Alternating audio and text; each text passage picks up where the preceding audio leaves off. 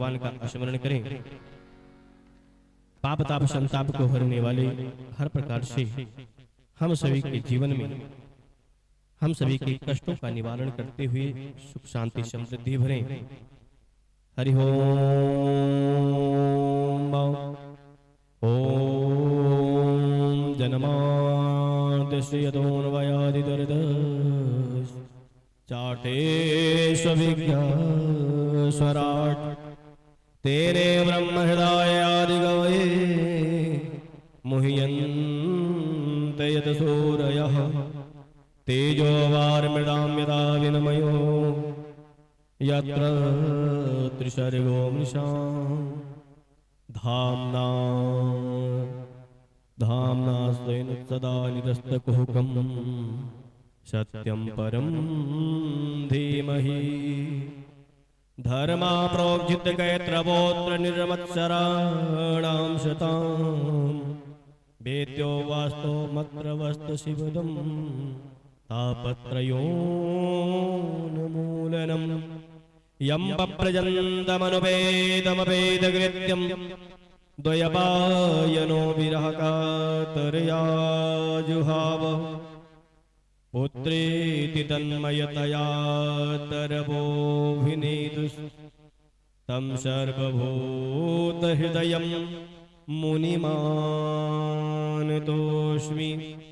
ॐ अतुलितबलधामं हेमशैलाभदेहं दनुजवनकृशानं ज्ञानिनामाग्रगण्यं सकलगुणनिधानं वानराणामधीशं रघुपतिप्रियभक्तं वातजातं नमामि। ओम पूर्वशास्त्री पुराण पुरुषोत्तमाय नमः। व्यासाय नमः। व्यासपीठाय नमः। हनुमते नमः।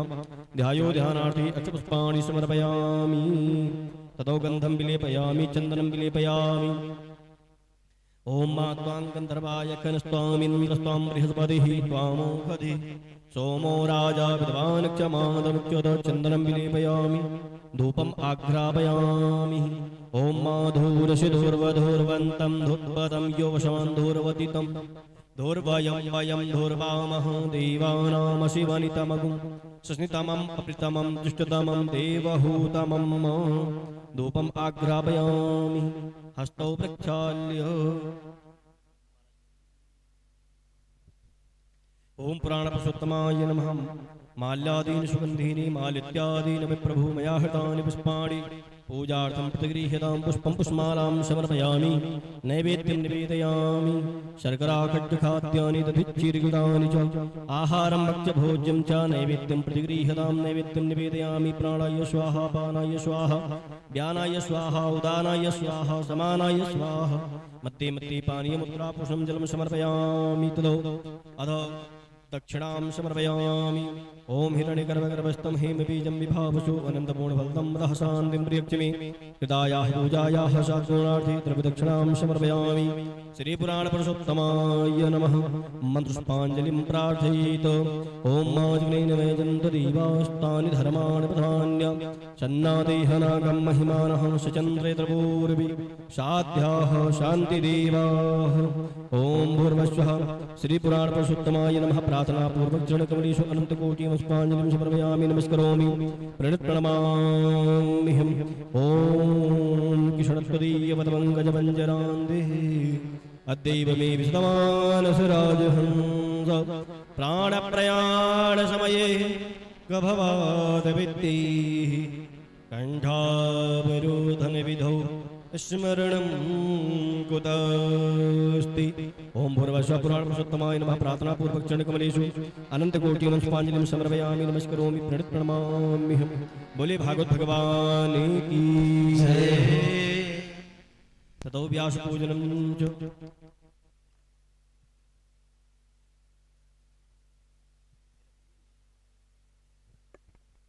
ततो व्यासपूजनं। हरि ओम व्यासाय विष्णुरूपाय व्यासरूपाय विष्णवे नमो वै ब्रह्मनिधये वासिष्ठाय नमो नमः। वासिष्ठाय नमो नमः। ओम व्यासाय नमः व्यासपीठाय नमः। सर्वोपचारार्थे गन्धपुष्पाणि समर्पयामि ततो विप्रार्चनं च।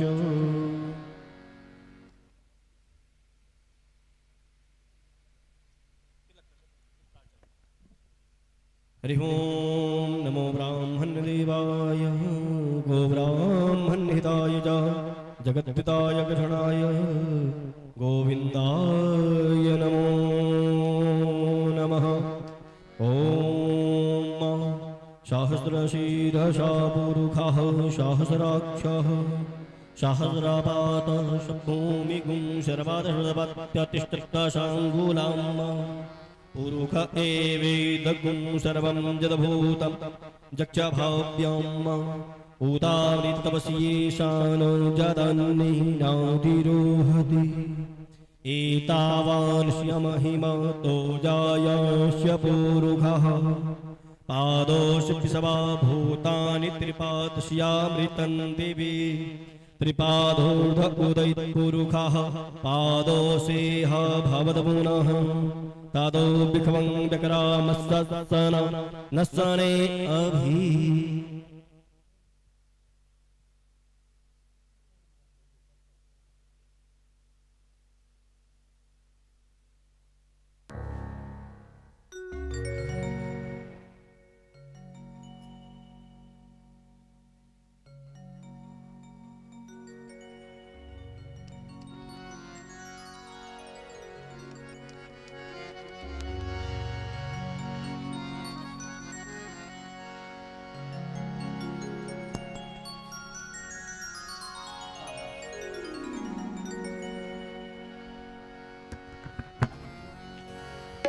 हरि ओम आरार्ति पार्थिवगुं रजः पितृप्रायधामभिः दिवः सदा गुंसि बृहति वितिष्ठत आत्वैकं वर्तते तमः। श्री भागवत भगवान की है आरती, पापियों को पाप से है तारती। श्री भागवत भगवान की है आरती, पापियों के पाप से है तारती। श्री भागवत भगवान की है आरती, पापियों को पाप से है तारती। श्री भागवत भगवान की है आरती, पापियों को पाप से है तारती। ये अमर ग्रंथ है मुक्ति पथ, ये पंचम वेद निराला, नव ज्योति जगाने वाला। ये अमर ग्रंथ ये मुक्ति पंथ, ये पंचम वेद निराला, नव ज्योति जगाने वाला।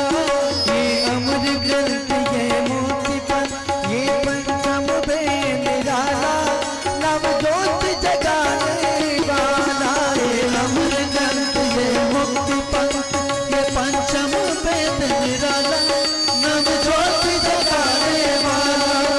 हरि नाम ही हरि धाम यही, हरि नाम ही हरि धाम यही, हरि नाम ही हरि धाम यही, हरि नाम ही हरि धाम यही। जग में मंगल की आरती, पापियों को पाप से है तारती। श्री भागवत भगवान की आरती, पापियों के पाप से है तारती। श्री भागवत भगवान की है आरती, पापियों को पाप से है तारती। श्री भागवत भगवान की आरती, पापियों के पाप से है तारती। ये शांति गीत पावन पुण्य पापों को मिटाने वाला, हरिदर्श कराने वाला।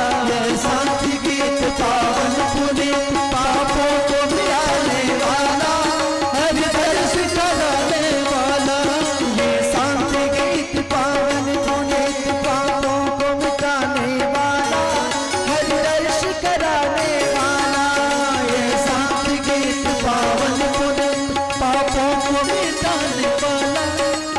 दर्श कराने वाला, ये सुख करनी है दुख हरनी, ये सुख करनी है दुख हरनी, ये सुख करनी है दुख हरनी, ये सुख करनी है दुख हरनी। श्रीमद शोधन की आरती, पापियों को पाप से है तारती। श्री भागवत भगवान की है आरती, पापियों को पाप से है तारती। श्री भागवत भगवान की है आरती, पापियों को पाप से है तारती। श्री भागवत भगवान की आरती, पापियों के पाप से तारती। ये मधुर बोल जगबंद को सत्य मार्ग दिखाने वाला, बिगड़े को बताने वाला। ये मधुर बोल जगबंद को सत्य मार्ग बताने वाला, बिगड़े को बताने वाला।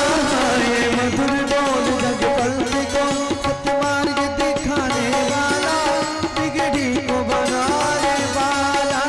मधुर बोल सत्य मार्ग दिखाने वाला, बिगड़ी को बनाने वाला। श्री राम ही घनश्याम यही, श्री राम ही घनश्याम यही, श्री राम ही घनश्याम यही। प्रभु महिमा की है आरती, पापियों को पाप से है तारती। श्री भागवत भगवान की आरती, पापियों को पाप से तारती। भागवत भगवान की है आरती, पापियों को पाप से है तारती। श्री भागवत भगवान की है आरती, पापियों को पाप से है तारती। कर्पूर गौरम करुणावतारम, संसार सारम भुजगेन्द्रहारम, राम संपद विद्यालक्ष्मी भवानी सहितं। त्वमेव माता च त्वमेव, त्वमेव बन्धो च त्वमेव, त्वमेव विद्या जगदन्तमेव, त्वमेव सर्वं मम देवदेव, त्वमेव सर्वं मम देवदेव, त्वमेव सर्वं मम देवदेव।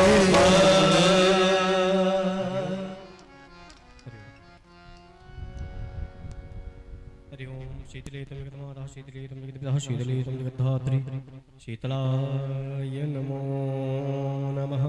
आरार्तिक्यं समर्पयामि जलेन शीतलीकरणम्, आरार्तिक्यं ग्रहणं देवताभिवन्दनम्, आत्माभिवन्दनं ततो हस्तौ प्रक्षाल्य पुष्पाञ्जलिं।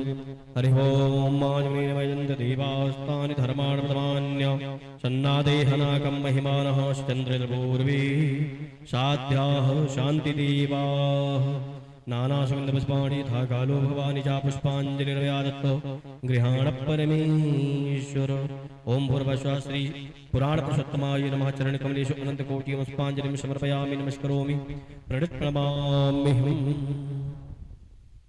बोली भागवत भगवान की जय। श्री सुखदेव जी महाराज की, श्री परीक्षित जी महाराज की, श्री व्यास जी महाराज की, श्री हनुमान जी महाराज की, शंकर भगवान की, श्री राधा रानी की, बांके बिहारी लाल की, आज की आनंद की, संत समाज की, सत्य सनातन वैदिक धर्म की, सत्य सनातन वैदिक धर्म की। ओम नमः पार्वती पतये, हर हर महादेव।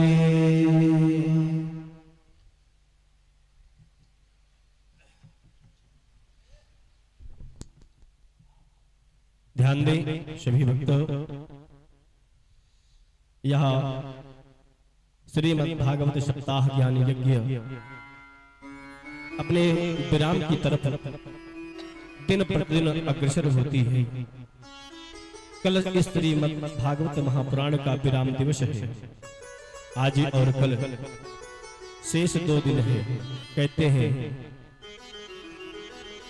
किसी कारणवश अगर पूरी कथा को हम न श्रवण कर पाए और कथा के अंतिम चरण को अगर हम श्रवण कर लें तो हमें संपूर्ण कथा का वह लाभ प्राप्त होता है।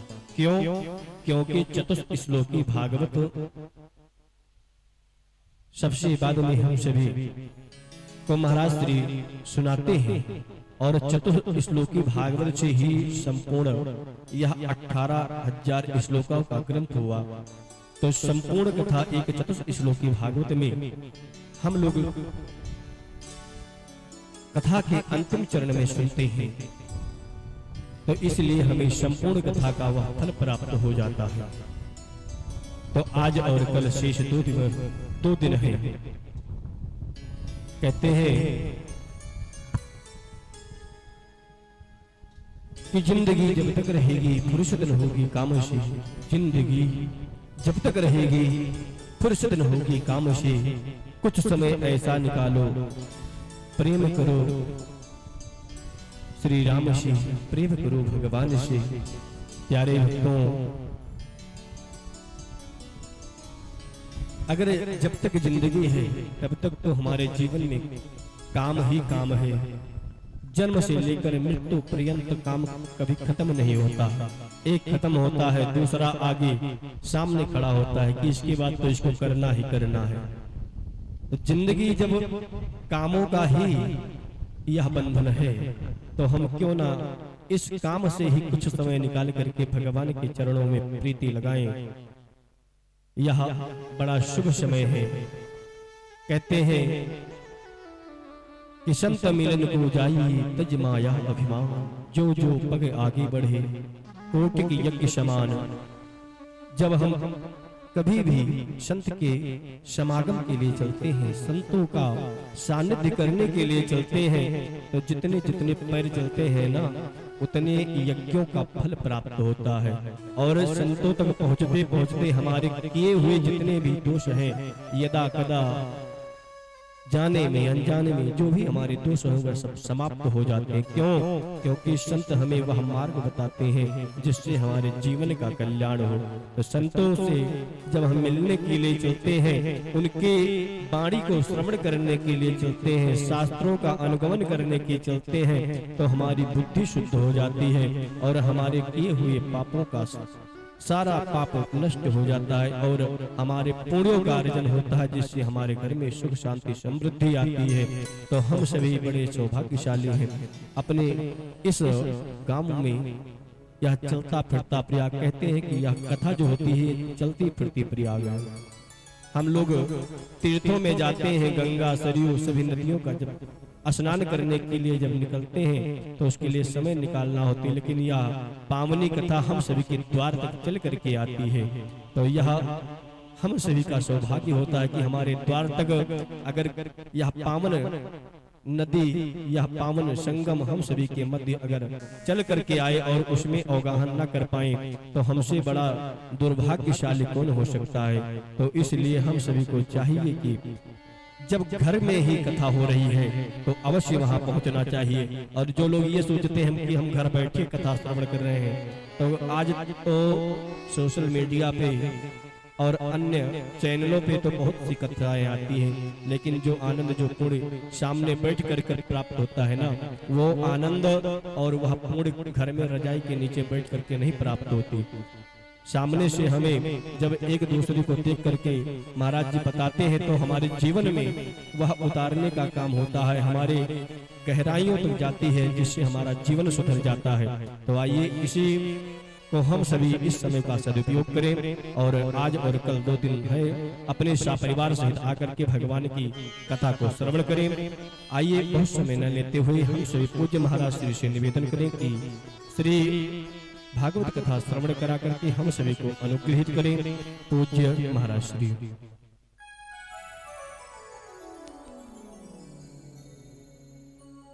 जय सिया राम, जय सीताराम, जय सिया राम, जय सीताराम, जय सिया राम, जय सीताराम, जय सिया राम, जय सीताराम। ठीक है।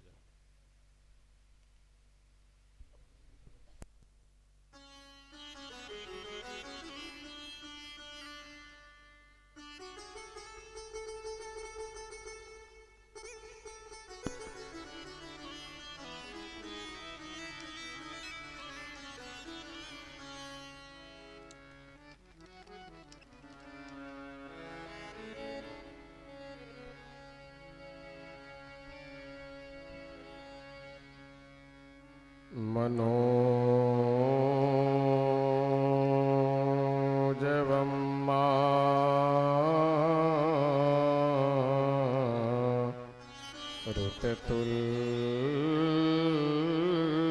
ऋतुल्यवेगम्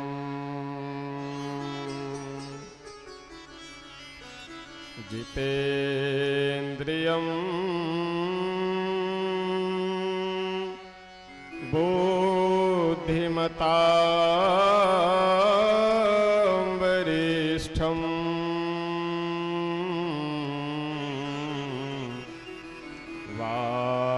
वातात्मजं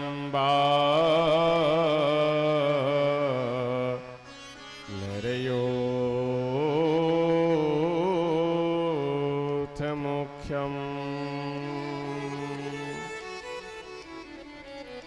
श्रीरामदूतं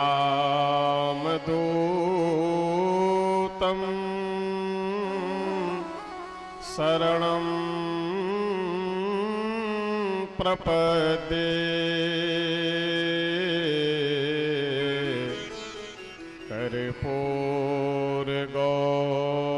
कर्पूरगौरं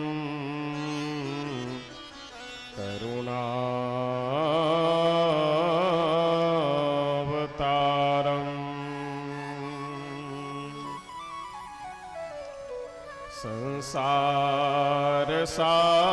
संसारसारं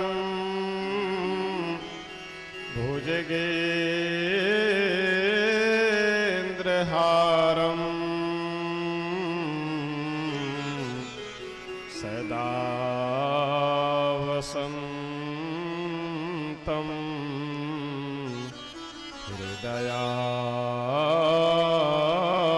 हृदयारविन्दे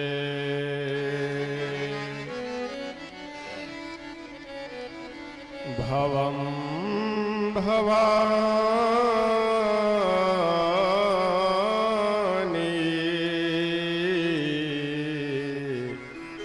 सहितं नमामि।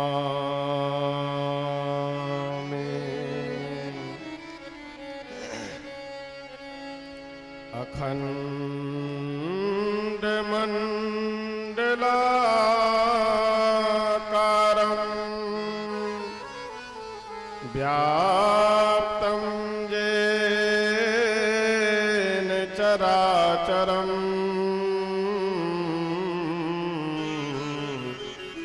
तत्पदं दर्शितं येन तस्मै श्री गुरवे नमः।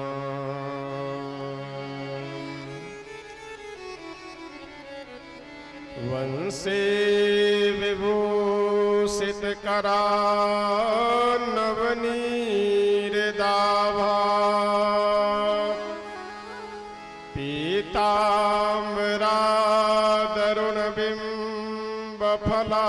पीताम्बरादरुणबिम्बफलाधरोष्ठा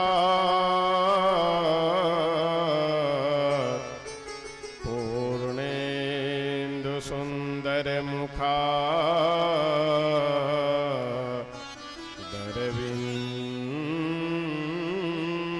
दरविन्दनेत्रा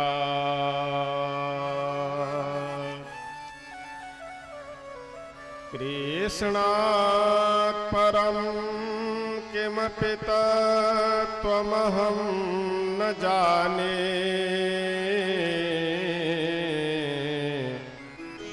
रामं रामानुजं सीतां भरतं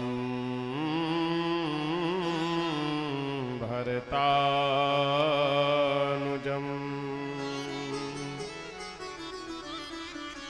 सुग्रीवं वायुसूनुं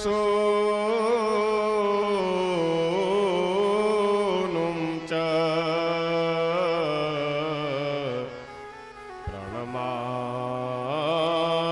प्रणमामि पुनः पुनः।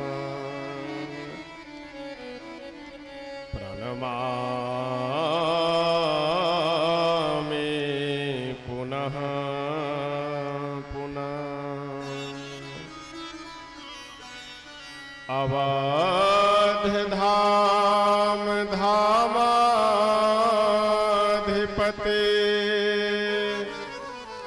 अवतारन पतिराम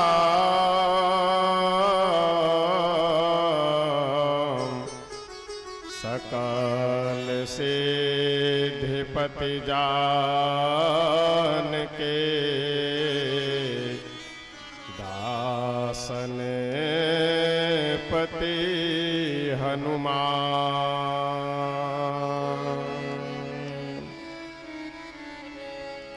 आइए हनुमंत विराजिए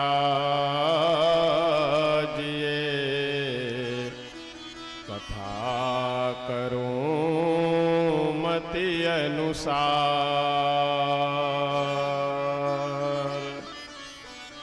प्रेम सहित गद्य धरूं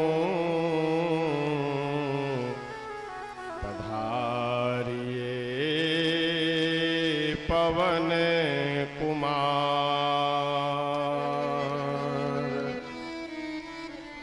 पधारिए पवन कुमार।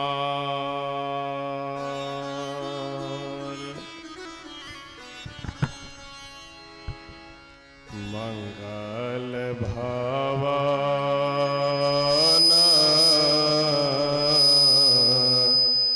अमंगल हारी।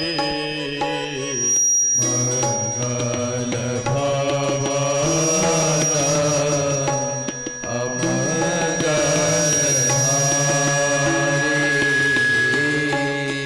द्रवं सुदशरथ अजिर बिहारी। द्रवं सुदशरथ अजिर बिहारी। द्रवं सुदशरथ अजिर बिहारी। द्रवं सुदशरथ अजिर बिहारी। मंगल भवन अमंगल हारी। मंगल भवन अमंगल हारी। जय जय जय हनुमान गोसाई। जय जय जय हनुमान गोसाई। कृपा करहु गुरु देव की नाई। कृपा करहु गुरु देव की नाई। कृपा करहु गुरु देव की नाई। कृपा करहु गुरु देव की नाई। जय जय जय हनुमान गोसाई। जय जय जय हनुमान गोसाई।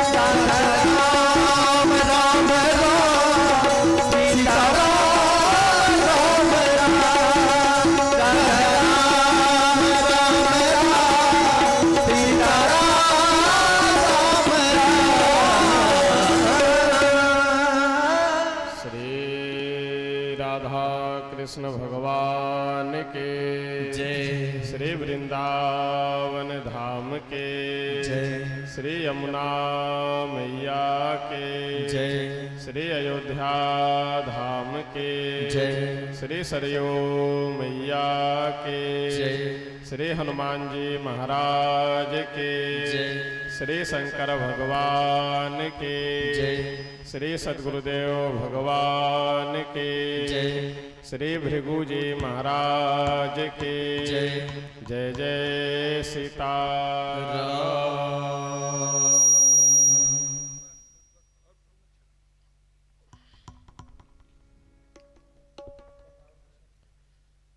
अखिल ब्रह्मांड नायक अकारण करुणा वरुणालय भक्त वांछा कल्पतरु श्री राधा कृष्ण भगवान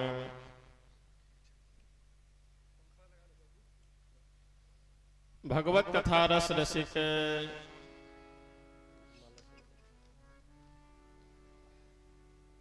श्री हनुमत लाल जी महाराज परम पूज्य श्री सद्गुरुदेव भगवान जी मंच पे विराजमान आचार्य जी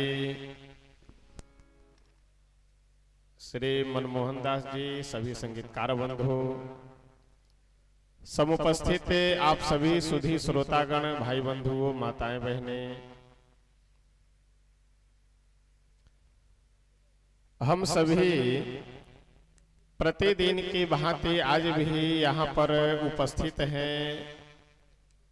श्रीमद् भागवत कथा सप्ताह ज्ञान यज्ञ में गोता लगाने के लिए, श्रीमद् भागवत कथा श्रवण करने के लिए श्री हनुमान जी महाराज के इस सुंदर प्रांगण में, उन्हीं के छत्र छाया में बैठ करके हम सब प्रतिदिन यहाँ कथा श्रवण कर रहे हैं।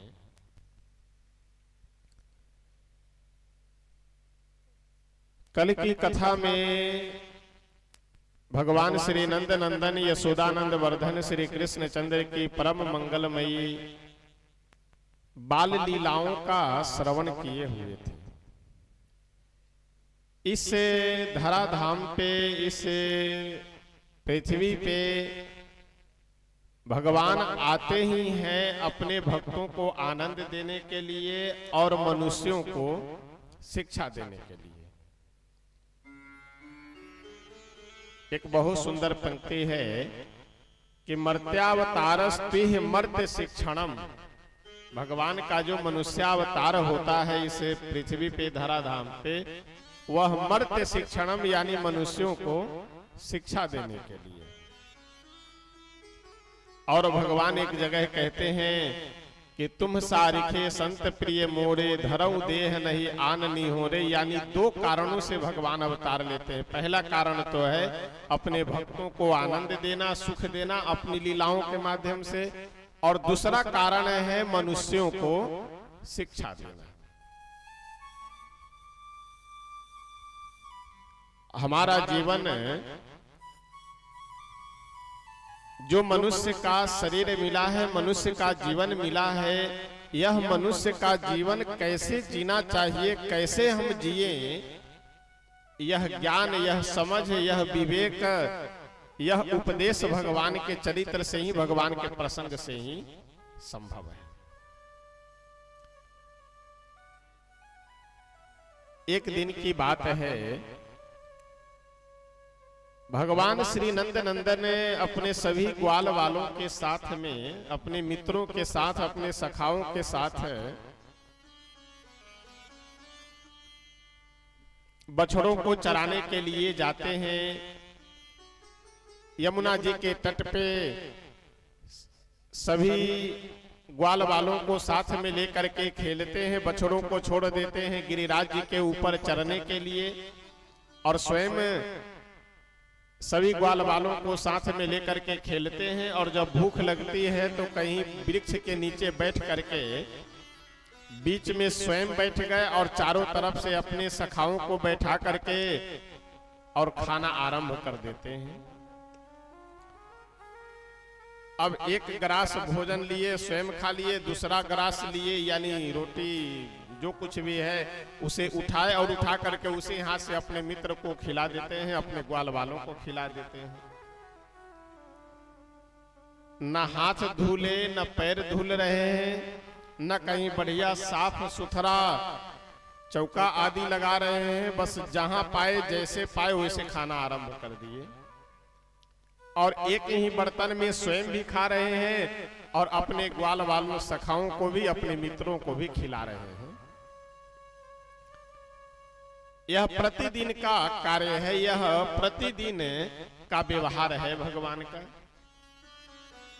एक दिन की बात है, ब्रह्मा जी आए भगवान का दर्शन करने के लिए, कन्हैया को देखने के लिए।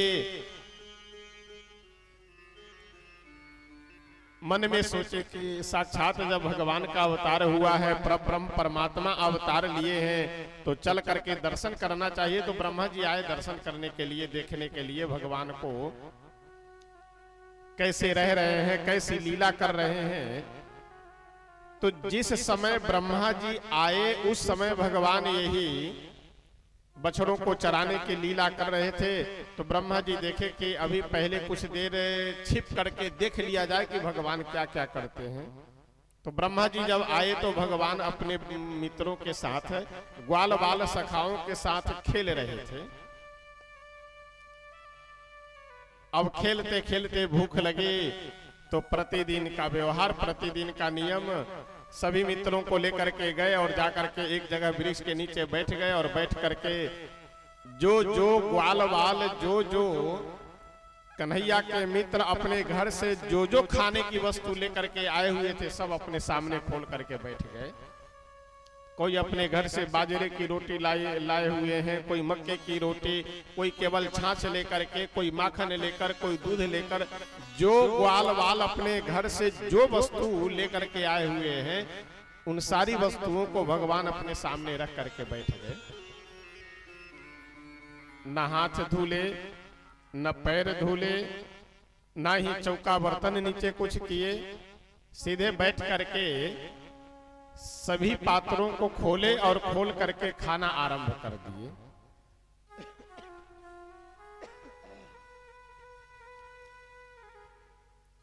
एक ही बर्तन में स्वयं भी खा रहे हैं और अपने ग्वाल वाल मित्रों को भी खिला रहे हैं। यह दृश्य देख करके तो ब्रह्मा जी की खोपड़ी घूमने लगी, ब्रह्मा जी की बुद्धि चक्कर खाने लगी कि बताओ, लोग कहते हैं कि ये भगवान है, ये कैसे भगवान है कि इनको इतना भी नियम का ज्ञान नहीं है कि कम से कम भोजन करते समय, खाते समय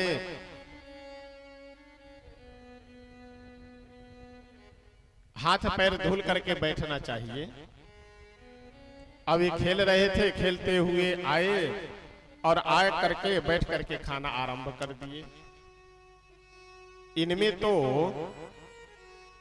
एक मनुष्य का भी लक्षण नहीं है ठीक से, और लोग कहते हैं कि ये भगवान है। देखिए, जीवन में कई बार ऐसा होता है कि जो दृश्य जैसा दिख रहा है वैसा होता नहीं है, और कई बार ऐसा होता है कि जो होता है वो दिखता नहीं। कई लोग व्यवहारिक जगत में भी, समाज में भी, कई लोग जैसे दिखते हैं वैसे होते नहीं हैं, और जैसे होते हैं वैसे दिखते नहीं हैं। भगवान यहाँ जैसे दिख रहे हैं वैसे हैं नहीं, और जैसे हैं वैसे वो दिख नहीं रहे हैं। यानी भगवान यहाँ क्या है? परमात्मा है, ब्रह्म है, ईश्वर है। तो वह ईश्वरता, भगवत्ता भगवान की इन लीलाओं में नहीं दिख रही है ब्रह्मा जी को। ब्रह्मा जी तो समझ रहे हैं कि यह कोई साधारण बालक है, सामान्य बच्चे हैं। गलती से इनका प्रचार हो गया है, चारों तरफ लोग भगवान भगवान कह करके इनका नाम प्रचार प्रसार कर दिए। बाकी भगवान वाला कोई गुण तो है ही नहीं। मन ही मन विचार किए, लेकिन ऐसा है पूरे संसार में इनको भगवान लोग कह रहे हैं, ब्रह्म कह रहे हैं, तो ऐसे तो किसी का प्रचार होगा नहीं। तो ये भगवान है कि नहीं है, ये ज्ञान कैसे होगा? तो ब्रह्मा जी मन में विचार किए कि परीक्षा लेंगे। कैसे परीक्षा लेंगे? तो जितने बछड़े चरने के लिए गए हुए थे उन सारे बछड़ों को ब्रह्मा जी चुरा करके लेकर के गए और अपने ब्रह्मलोक में अचेत कर करके यानी मूर्छित कर करके रख दिए।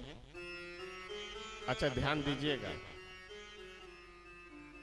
ब्रह्मा जी गए जा करके सारे बछड़ों को अपने ब्रह्मलोक में पहुंचा करके जब दोबारा लौट करके आए तो अब सायंकाल का समय होने वाला है, इसलिए घर चला जाए यह सोच करके कन्हैया अपने मित्रों को ग्वाल वालों को भेजे कि जाओ जा करके सारे बछड़ों को हाक कर करके ले आओ। तो ग्वाल वाल जब गए बछड़ों को खोजने तो एक भी बछड़ा कहीं नहीं है, दूर दूर तक सब गायब।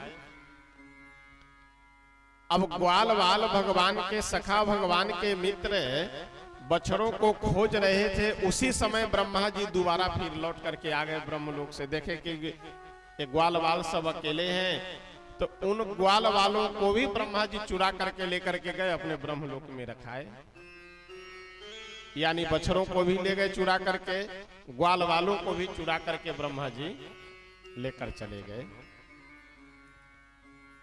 भगवान देखे कि आज बछड़े भी नहीं आए समय से, मैं अपने मित्रों को भेजा खोजने के लिए तो मेरे मित्र भी नहीं आए, क्या बात है। जैसे नेत्र बंद कर करके देखे समझ गए कि ओहो ब्रह्मा जी आए हैं परीक्षा लेने के लिए। कोई बात नहीं, ले लीजिए परीक्षा। अब भगवान स्वयं ही बछड़े बन गए और स्वयं ही ग्वाल वाल बन गए। भगवान की यह विशेषता है।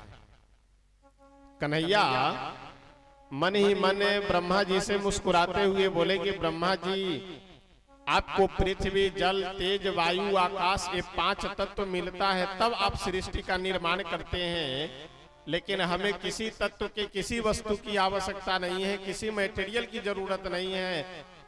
भगवान स्वयं ही सारे बछड़े बन गए और स्वयं ही सारे ग्वाल वाल भगवान बन गए। एक दिन 2 दिन नहीं, 1 वर्ष के बाद जब ब्रह्मा जी यहाँ आए ब्रजमंडल में घूमने के लिए कि चल करके देखे जा रहा क्या स्थिति है, क्योंकि सारे ग्वाल वालों को सारे बछड़ों को तो हम ब्रह्मलोक में लेकर के चले आए हैं, तो वहां तो ब्रजमंडल सूना हो गया होगा। सारे बच्चे जब गायब हो गए तो चारों तरफ अकाल सूना पड़ गया होगा। इधर जब ब्रजमंडल में श्री ब्रह्मा जी पहुंचे तो देखे कि सारे बछड़े भी हैं और सारे ग्वाल वाल भी हैं वृंदावन में यहाँ। अब ब्रह्मा जी मन ही मन सोचने लगे कि कहीं ऐसा तो नहीं है कि इन लोगों को ले जा करके हम ब्रह्मलोक में रखे और हम उधर अपने महल को गए तब तक ये लोग इधर भाग करके चले आए हैं। लेकिन देखिए ऐसी बात नहीं है यहाँ। ब्रह्मा जी सोचे कि ऐसा तो नहीं है कि कहीं ये ग्वाल वाल और बछड़े भाग करके आ गए, दौड़ करके गए अपने ब्रह्मलोक में, देखे वहां जा करके तो वहां भी सारे बछड़े सारे ग्वाल वाल सब एकदम वहां अचेत मूर्छित होकर के पड़े हुए हैं। फिर दोबारा आए ब्रजमंडल में, यहाँ देखे यहाँ भी सारे ग्वाल वाल सारे बछड़े हैं। फिर दौड़ करके गए ब्रह्मलोक में, वहां भी है। अब यहाँ वहां 2-2 जगह एक मनुष्य एक बछड़ा 2-2 जगह है। ये देख करके ब्रह्मा जी की बुद्धि चक्कर खाने लगी, समझ गए कि ओहो हमसे गलती हो गई है, यह कोई साधारण मनुष्य नहीं, यह तो साक्षात परब्रह्म परमात्मा है, यह तो साक्षात भगवान है। सारे बछड़ों को ग्वाल वालों को लेकर के आए प्रभु के पास ब्रह्मा जी और उन्हें समर्पित करते हुए बड़े ही सुंदर वाणी में 40 श्लोकों में भगवान की वंदना करते हैं। कितने? 40 श्लोकों में भगवान की वंदना करते हैं। लेकिन भगवान ब्रह्मा जी 40 श्लोकों में वंदना किए, लेकिन ब्रह्मा जी से भगवान कुछ बोले ही नहीं, एक शब्द नहीं बोले, यानी प्रसन्न नहीं हुए। क्यों? क्योंकि ब्रह्मा जी भगवान के भक्तों को भगवान से अलग किए हुए थे, यानी जो भगवान के अनन्य सेवक हैं, अनन्य भक्त हैं, ग्वाल वाल अनन्य भक्त हैं बछड़े, इन भक्तों को भगवान से ब्रह्मा जी अलग कर दिए थे, इसलिए ब्रह्मा जी की इतनी लंबी स्तुति करने पे भी भगवान प्रसन्न नहीं होते। ब्रह्मा जी स्तुति कर करके जब वहां से प्रस्थान किए तो भगवान भी जो ग्वाल वाल और बछड़े बने हुए थे उन सारे रूपों को समाप्त कर करके और जो वास्तव में पहले से जो बछड़े और ग्वाल वाल थे उन सभी को लेकर के भगवान अपने घर को, अपने गृह को आ गए। यह सब प्रसंग भागवतकार बहुत सुंदर प्रकार से वर्णन करते हैं।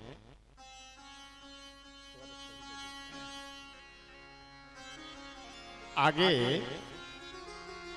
अब एक अलग प्रसंग वर्णन करने जा रहे हैं।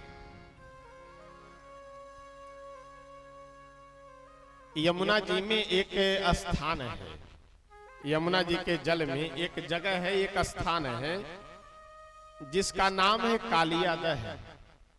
अच्छा, कालियादह इसलिए इसका नाम हो गया है क्योंकि यहाँ पे कालिया नामक एक नाग रहता है, सर्प रहता है।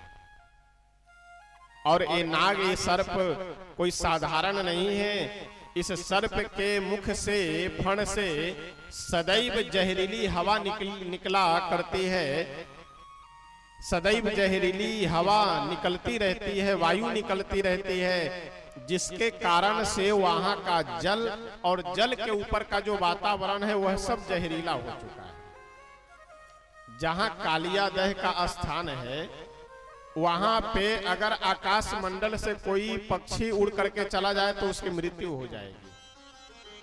उस कालियादह स्थान पे अगर कोई पशु जाकर के जल पी ले उसकी भी मृत्यु हो जाएगी। तो भगवान उस कालियादह को शुद्ध करने के लिए, स्वच्छ करने के लिए, पवित्र करने के लिए भगवान यह लीला करने जा रहे हैं।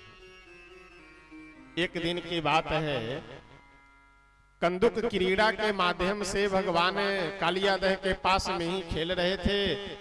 अब गेंद को उछाल करके यमुना जी में कालियादह में गेंद को फेंक देते हैं। सभी अपने ग्वाल वालों से यह कह करके कि तुम लोग यही हमारी प्रतीक्षा करो, अभी मैं गेंद लेकर के आ रहा हूं। इतना कह करके भगवान कालियादह का जो कुंड है उस कुंड में छलांग लगा दिए। जल के अंदर जब गए तो कालिया नाग शयन कर रहा है और भगवान उसे जगाने का प्रयास किए। बार बार कालिया नाग के जो भार्या है, पत्नी है, वह सब समझाए कि तुम यहाँ से चले जाओ, तुम अभी छोटे हो, बालक हो, अगर यह नाग मेरे स्वामी जग गए तो तुम बचोगे नहीं, तुम्हारी मृत्यु हो जाएगी। बार बार समझाने से भी भगवान बोले कि ऐसा है, अब जो मैं करने के लिए आया हूं बिना वह किए हुए वापस नहीं जाऊंगा। यह आपस में वार्तालाप सुन करके कालिया नाग जगा और जग करके क्रोध में भर करके पहले तो जलाने का, मारने का प्रयास किया। अब जब साक्षात भगवान ही है तो उसके भगवान के ऊपर कालिया नाग का जहर विष क्या काम करेगा। भगवान कालिया नाग से बोले कि ऐसा करो, तुम यहाँ से चले जाओ, हम तुम्हें यहाँ से हटाने के लिए कहने आए हैं कि तुम यहाँ से अलग हो जाओ। तुम्हारे यहाँ रहने से ब्रजमंडल का जो वातावरण है वह प्रदूषित हो रहा है, जल प्रदूषित हो रहा है, जहरीला हो जा रहा है, यहाँ की वायु जहरीली हो जा रही है, इसलिए तुम यह कालियादह का स्थान छोड़ करके जहाँ तुम्हारा देश है वहां तुम जाओ। अच्छा देखिए, सर्पों को रहने का, नागों को रहने का स्थान है रमणक द्वीप। रमणक द्वीप में स्पेशल भगवान का, विशेष रूप से भगवान का बनाया हुआ स्थान है, वह सांपों को रहने का ही स्थान है रमणक द्वीप। भगवान कालिया नाग से बोले कि ऐसा है, तुम जाओ यहाँ से और जा करके अपने रमणक द्वीप में तुम रहो, यहाँ पे मत रहो। कालिया नाग बोला कि प्रभु हम चले तो जाएं, लेकिन एक समस्या है। एक बार की बात है, रमणक द्वीप में, ये रमणक द्वीप क्या है? ये नागों को, सर्पों को रहने का स्थान है। रमणक द्वीप में एक बार कालिया नाग भगवान से यह प्रसंग बता रहा है, अपनी पूर्व के चरित्र को सुना रहा है कि प्रभु एक बार की बात है, आपके वाहन जो गरुड़ जी हैं, ये गरुड़ जी आए रमणक द्वीप पे और बहुत सारे सर्पों को, नागों को खा गए। दोबारा फिर एक बार आए, कई नागों को फिर खा गए। तो रमणक द्वीप के जितने भी सर्प नाग थे वे सभी बैठ करके विचार किए कि ऐसा है, ये गरुड़ जी जब जब आते हैं तो बहुत सारे सांपों को खा करके चले जाते हैं, मार डालते हैं, इसलिए हम लोग आपस में विचार कर करके, यानी प्रतिदिन एक एक सांप श्री गरुड़ जी के सामने जाकर के उपस्थित हो जाएगा, तो इससे क्या है कि कम से कम और सांपों का तो जान बचा हुआ रहेगा। नंबर लग गया, आज ये कल हो परसों ये, यानी आज कल परसों सबका अलग अलग नाम लिखा गया कि आज कौन जाएगा, कल कौन जाएगा, परसों कौन जाएगा। तो एक दिन कालिया नाग को जाने का समय आया, यानी आज के दिन गरुड़ जी के सामने आहार बनने के लिए किसे जाना है? कालिया नाग को जाना है। अभी अभिमान में भर करके, घमंड में भर करके कालिया नाग गया नहीं, मना कर दिया कि हम नहीं जाएंगे। अब गरुड़ जी को जब उधर भूख लगी तो गरुड़ जी महाराज दौड़ करके आए रमणक द्वीप में और क्रोध में भर करके बोले कि आज तो मैं रमणक द्वीप के सारे सर्पों को मैं खा जाऊंगा, समाप्त कर दूंगा। सभी सर्प गरुड़ जी के पास जा करके उनके चरणों में प्रणाम कर करके बोले कि प्रभु इसमें हम लोगों का कोई दोष नहीं है, आज कालिया को जाने का समय था, उसी को जाने का आज दिन निर्धारित था, लेकिन वह गया नहीं, तो इसमें हम लोगों का क्या दोष है। अब गरुड़ जी महाराज कालिया नाग को खाने के लिए दौड़ाए। कालिया नाग बोला कि प्रभु उस दिन जो गरुड़ जी नाराज होकर क्रोध में भर करके हमें दौड़ाए मारने के लिए, खाने के लिए, सो हम आ करके यहीं पे कालिया दह जो यह स्थान है यहीं पे आकर के छिप गए। भगवान कालिया नाग से बोले कि अच्छा, तो यहाँ पे गरुड़ जी नहीं आए तुम्हें पकड़ने के लिए? कालिया नाग बोला कि नहीं प्रभु, गरुड़ जी यहाँ पे नहीं आए। क्यों?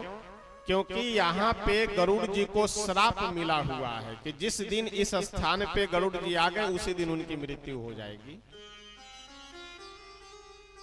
एक बार की बात है, अपने शास्त्रों में एक महात्मा है, एक ऋषि है सौभरी जी, सौभरी उनका नाम है।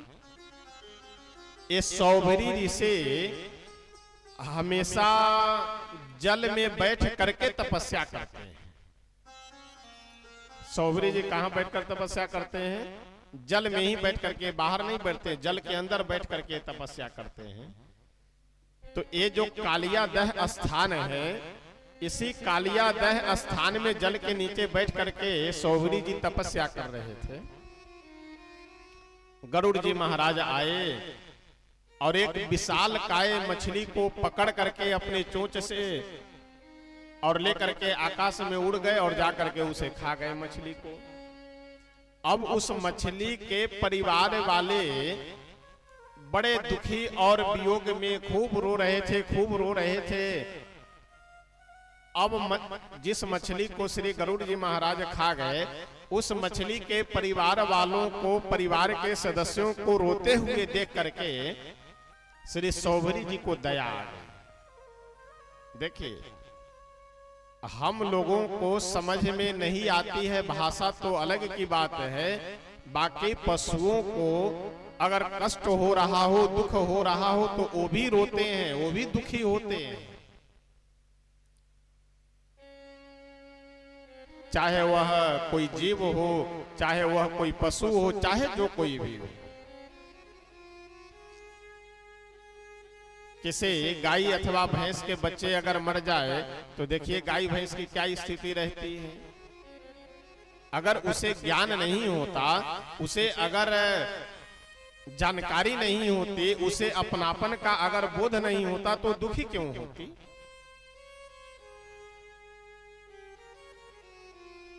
इसलिए प्रत्येक जीव में भावना होती है, प्रत्येक जीव के अंदर एक दूसरे से आपस में प्रेम का व्यवहार रहता है। उसे यह समझ है ये अपने हैं, ये हमारे हैं, ये हमारे हैं। इसीलिए शास्त्रों में कहा गया है कि किसी भी जीव की हत्या, हिंसा नहीं करनी चाहिए। सौभरी जी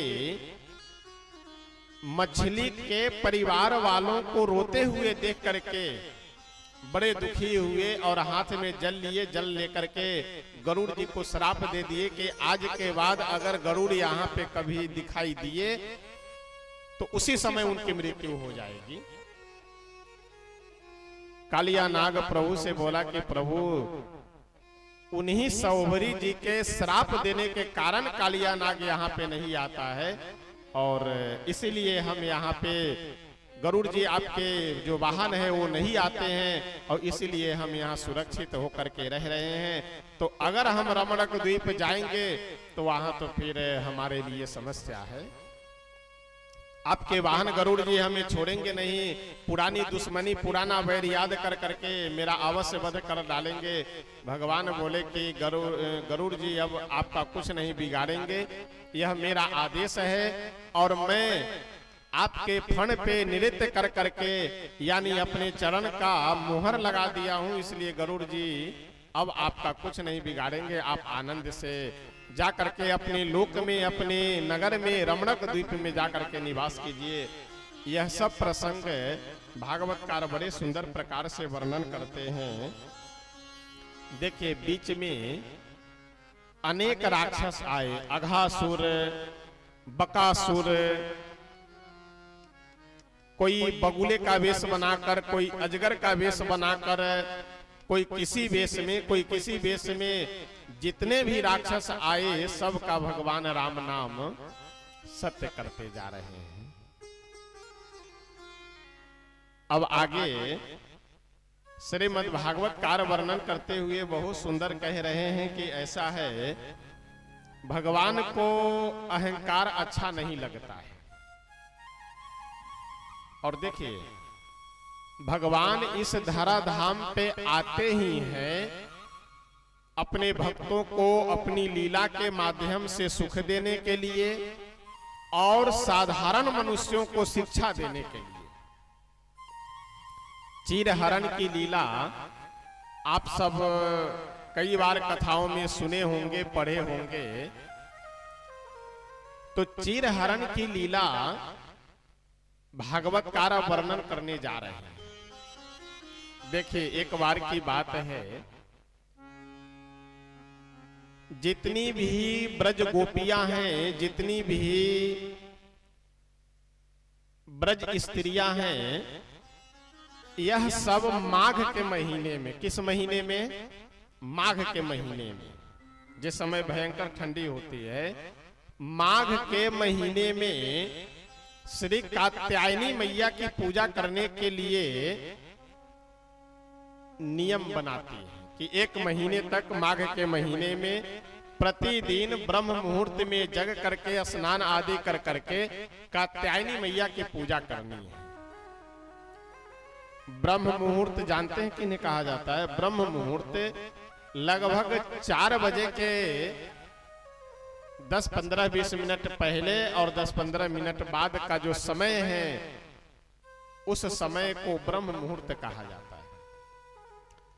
ब्रह्म मुहूर्त की बेला में ये सारी गोपियां जगती है। कई लोग आपको कहते हुए मिलेंगे ना कि वो कैसे भगवान है कि महिलाएं स्नान कर रही हैं तो उनके साड़ी को चुरा करके लेकर चले जा रहे हैं। ये सब कहने वाले कई लोग मिलेंगे, तो इसलिए इस प्रसंग को अच्छे से सुने और समझे रहिए।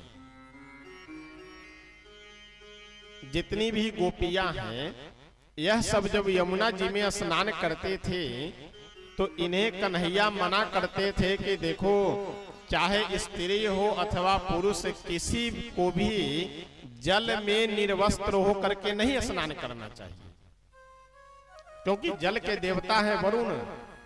अगर निर्वस्त्र होकर के कोई भी पुरुष अथवा स्त्री जल में स्नान अगर कर रहे हो तो ये वरुण देवता का अपमान होता है, इसलिए निर्वस्त्र होकर के किसी को भी नहीं नहाना चाहिए। लेकिन ये गोपियां मानती नहीं थी, तो भगवान इन्हें मनवाने के लिए, भगवान इन्हें समझाने के लिए यह लीला कर रहे हैं। ब्रह्म मुहूर्त की बेला में गोपियां जाकर के यमुना जी में स्नान करती हैं और आकर के श्री कात्यायनी मैया की पूजा कर रही हैं।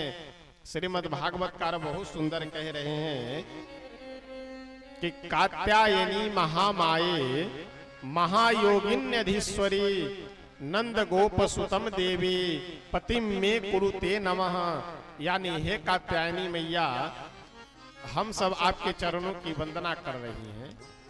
कात्यायनी महामाये महायोगिन्यधीश्वरी, महायोगिनियों की अधीश्वरी, संसार की समस्त शक्तियों की अधिष्ठात्री देवी हे कात्यायनी मैया, मैं आपकी वंदना कर रही हूँ। नंद गोप सुतम देवी पतिम में कुरुते नमः। यानी नंद बाबा के, नंद राय जी के जो लाला हैं, पुत्र हैं, उन्हें आप पति रूप में हमें प्रदान कर दीजिए, पति रूप में हमें दे दीजिए। तो भगवान नंद नंदन को ही, भगवान श्री कृष्ण कन्हैया लाल को ही ये गोपियां कात्यायनी मैया की पूजा कर करके उनसे यह वर मांग रही है कि कन्हैया के चरणों में हमारा प्रेम हो, श्री कृष्ण ही पति रूप में हमें प्राप्त हो, यह वर मांग रही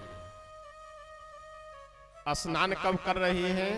ब्रह्म मुहूर्त में कर रही है, यानी लगभग अगर घड़ी के अनुसार देखिए तो 4 बजे के आसपास में।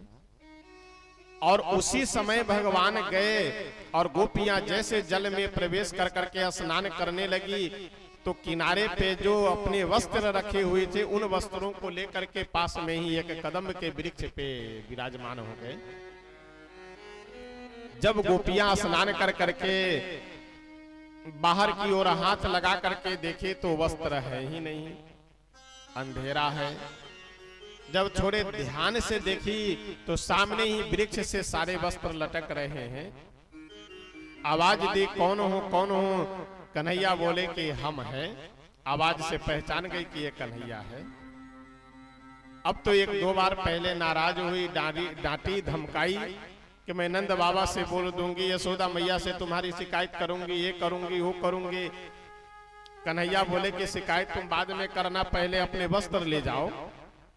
गोपिया बोले कि हम लोग जल से ऐसे कैसे निकल जाएंगे, पहले हमारे वस्त्र दो तब तो हम वस्त्र पहन करके बाहर निकलेंगे।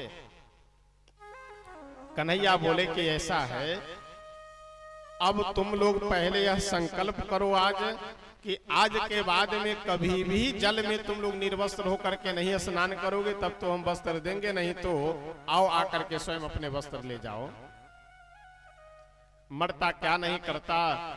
सभी गोपियां कन्हैया से बोले कि ऐसा है, हम संकल्प कर रहे हैं कि आज के बाद में हम जल में कभी निर्वस्त्र होकर के नहीं स्नान करेंगे, अब तो मेरे वस्त्र दे दो। कन्हैया वस्त्र दे करके वहां से वापस चले जाते हैं।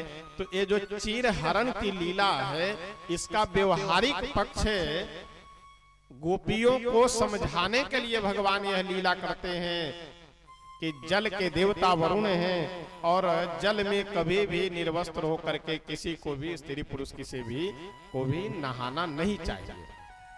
और कई लोग तीर्थों में जाते हैं तो मैं देखता हूँ रात्रि में ही कूद पड़ते हैं, सरयू जी, जमुना जी, कहीं पर भी गंगा जी में स्नान करने के लिए। रात्रि में अगर आप जा रहे हैं नदी के तट पे तो प्रणाम करने से ही स्नान करने का फल मिल जाएगा आपको। जल भी रात्रि में स्पर्श नहीं करना चाहिए, लेकिन अगर आपको रुकने का समय नहीं है तो प्रणाम कर करके जल स्पर्श कीजिए और शरीर पे छिड़क करके चल दीजिए, इसी से स्नान करने का फल मिल जाएगा। रात्रि में कभी भी जल में स्नान नहीं करना चाहिए, क्योंकि जल के देवता शयन करते हैं रात्रि को।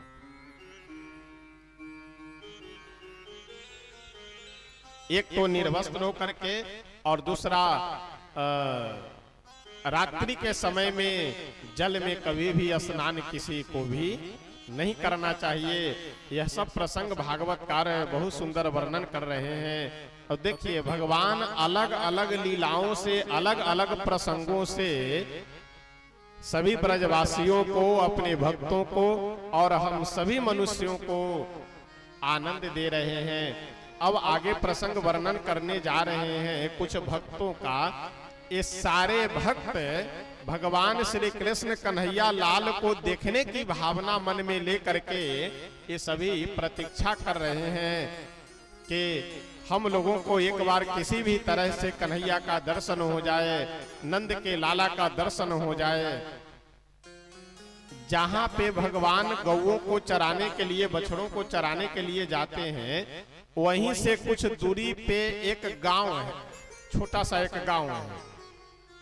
और वह गांव केवल ब्राह्मणों का गांव है, यानी उस गांव में आंगिरस गोत्रीय कुछ ब्राह्मण लोग रहते हैं। तो वे जो ब्राह्मण हैं तो पुरुष वर्ग तो बड़े ही कर्मकांडी हैं, और उन ब्राह्मणों की जो पत्नियां हैं वो भगवान श्री कृष्ण की परम भक्ता है। यानी उन ब्राह्मणों की पत्नियों की क्या इच्छा है कि किसी भी प्रकार से कन्हैया का एक बार दर्शन हम लोगों को अगर मिल जाता तो यह मनुष्य जन्म लेना हम लोगों का सार्थक और सफल हो जाता। आइए एक भजन, एक दो पंक्ति बोल करके तब हम सब आगे की कथा श्रवण करेंगे।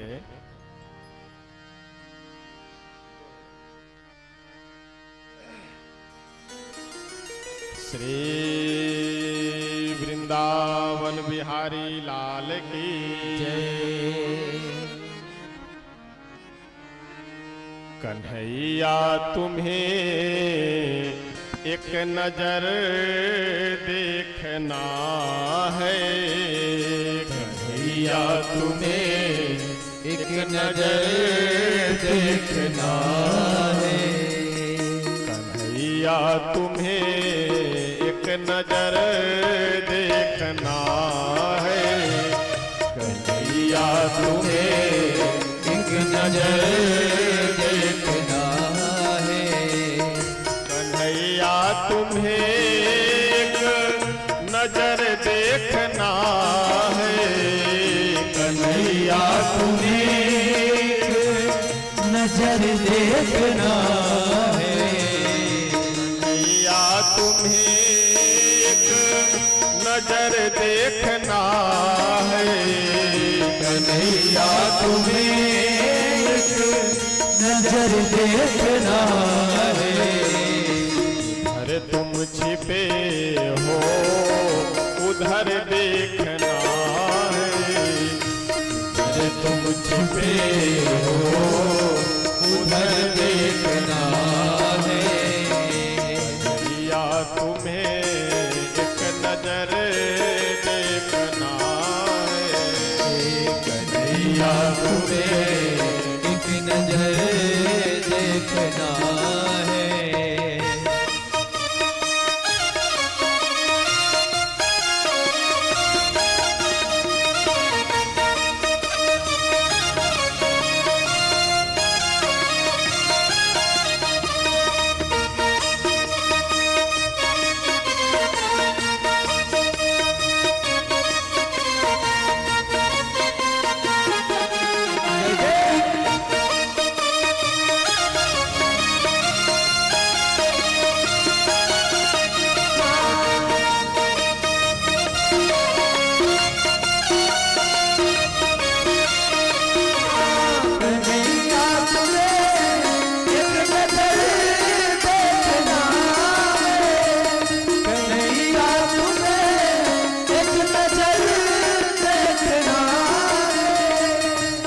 यह भजन श्री बिंदु जी महाराज का है। और श्री बिंदु जी महाराज कहते हैं कि हे प्रभु, आप जिस हाथ से गिद्ध को, जिस हाथ से गजेंद्र को, जिस हाथ से व्याध अजामिल का आप कल्याण किए हैं, उसी हाथ से प्रभु हमारा भी कल्याण कर दीजिएगा, तो हमारा भी बेड़ा पार हो जाएगा। नहीं तो हम अपने कर्म से कल्याण अपना नहीं कर सकते हैं।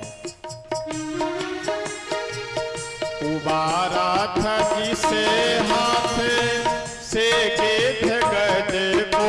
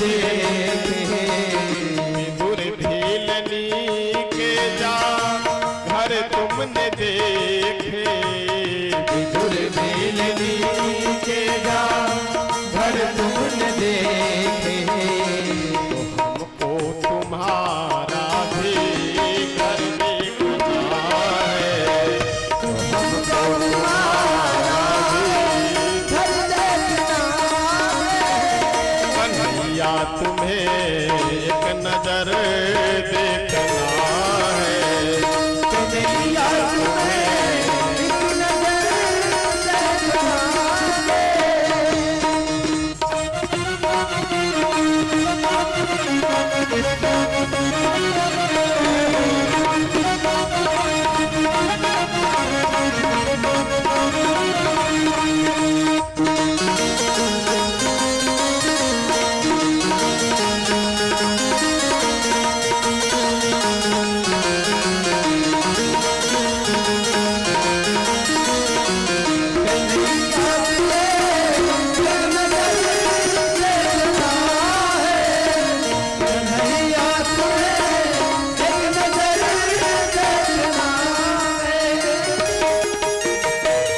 जिधर तुम छिपे हो उधर देखना है जिधर तुम छुपे हो उधर देखना है जिधर तुम छिपे हो उधर देखना है जिधर तुम छुपे हो उधर देखना है या तुम्हें एक नजर देखना है कन्हैया तुम्हें एक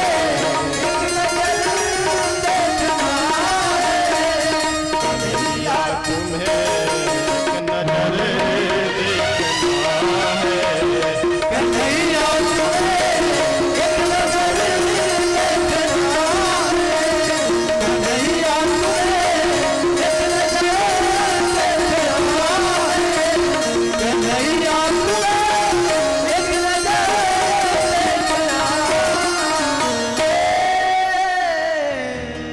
श्री राधा कृष्ण भगवान की जय कन्हैया तुम्हें एक नजर देखना है जिधर तुम छिपे हो उधर देखना है यानी भागवतकार बहुत सुंदर वर्णन करते हुए कह रहे हैं कि ये जो आंगिरस गोत्रीय ब्राह्मणों की पत्नियां हैं ये कहाँ पे इन लोगों का आवास है, घर है, जहां पे भगवान अपने बछड़ों को गौओं को चराने के लिए जाते हैं वहां से पास के ही गांव में यह सब रह रहे हैं।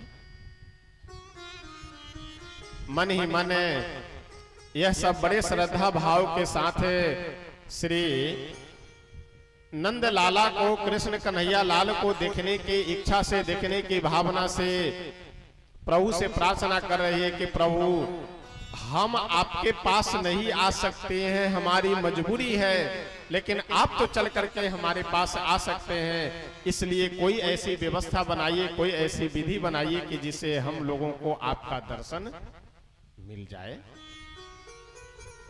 एक दिन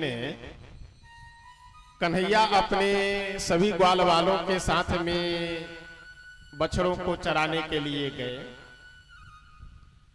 बछड़ों को छोड़ दिए चरने के लिए, कुछ देर खेले और खेलने के बाद एक वृक्ष के नीचे स्वयं बैठ गए और अपने सभी ग्वाल वालों से बोले कि जाओ जाकर के यहीं पास में एक गांव है, वहां पे ब्राह्मणों का वह गांव है, विप्र देवताओं का गांव है, वहां जाकर के उनसे कहना कि गुरुजी कन्हैया यहीं पास में बैठे हुए हैं, वह कुछ भोजन मांग रहे हैं, खाने के लिए दे दीजिए। अब ये सभी ग्वाल वाल गए सीधे साधे, अब घर में गए नहीं, बाहर ही हुए। सभी ब्राह्मण देवता अपने यज्ञ में बैठने के लिए, यज्ञ मंडप में बैठने के लिए जा रहे थे। उनसे जाकर के सभी ग्वाल वाल बोले कि हे विप्र देवता, हे ब्राह्मण देवता, कन्हैया हमें भेजे हैं और बोले हैं कि जाओ खाने के लिए कुछ मांग कर करके ले आओ। अब वो सभी ब्राह्मण लोग डांट फटकार के भगा दिए, जाओ भागो यहाँ से, कौन कन्हैया है, कैसा कन्हैया है, यहाँ कोई भंडारा हो रहा है, जाओ जाओ जाओ भागो भागो। भगा दिए सभी ग्वाल वालों को। वे सभी ग्वाल वाल आए, आकर के कन्हैया से बोले कि कन्हैया ये तो बढ़िया जगह पे हमें भेजे हैं, वो तो पिटाई नहीं किए, यही बहुत, बाकी डांट फटकार करके भगा दिए हम लोगों को। कन्हैया बोले कि ऐसा है, किससे मांगे हो? ग्वाल वाल बोले कि गए बाहर में वे सभी ब्राह्मण देवता मिले तो उन्हीं से हम बोले कि बाबा जी कन्हैया पास में बैठे हैं, उन्हें भूख लगी है, कुछ खाने के लिए दे दीजिए। वे सब डांट करके भगा दिए। इस माइक का हवा ले रहा है, उसको बंद कर दीजिए ना, उसको वहां से बंद कर दिया करो, जो तो सो रहे हो, बैठ करके ध्यान रखो, सीधा बैठो, वहां सोया नहीं जाता है।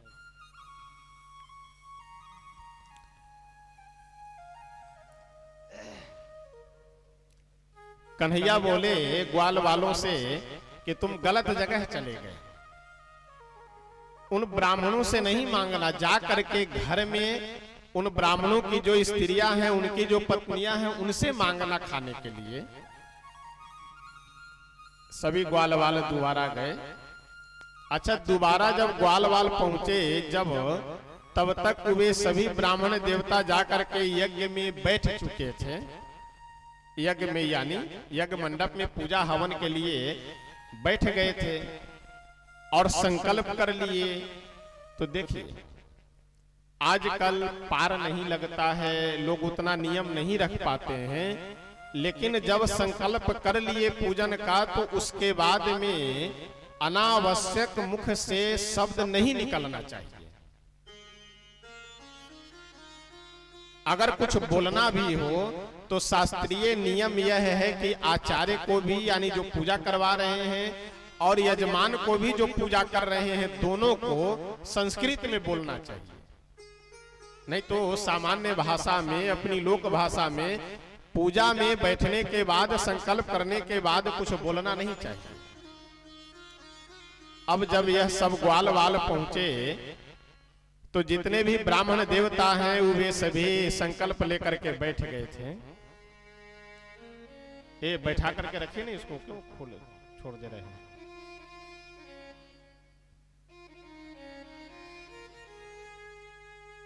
सभी ब्राह्मण देवता संकल्प लेकर के बैठ गए हुए थे। तो सब जब देखे कि ये दोबारा ये लोग क्यों आ रहे हैं, अब एक दूसरे से पूछे कि ये क्यों आए हैं, और सब बोले कि अब हमें क्या मालूम। अच्छा, पूछ सकते नहीं है क्योंकि बोलना नहीं है, संकल्प ले चुके हैं। सभी ग्वाल वाल मस्तक झुकाए हुए सीधे गए दरवाजे पे, यानी उनके घर के द्वार पे जाकर के खड़े होकर के और आवाज दिए, माता जी माता जी। तो अंदर से उन ब्राह्मणों की जो पत्नियां थी वह सब निकली, आई दरवाजे पे, क्या बात है? वे ग्वाल वाल बोले कि माता जी, कन्हैया यहीं पास में बैठे हुए हैं और उन्हें बहुत जोर की भूख लगी हुई है और कुछ खाने के लिए मंगवाए हैं, तो अगर आप कुछ खाने के लिए दे दीजिए तो बड़ी आपकी कृपा होगी।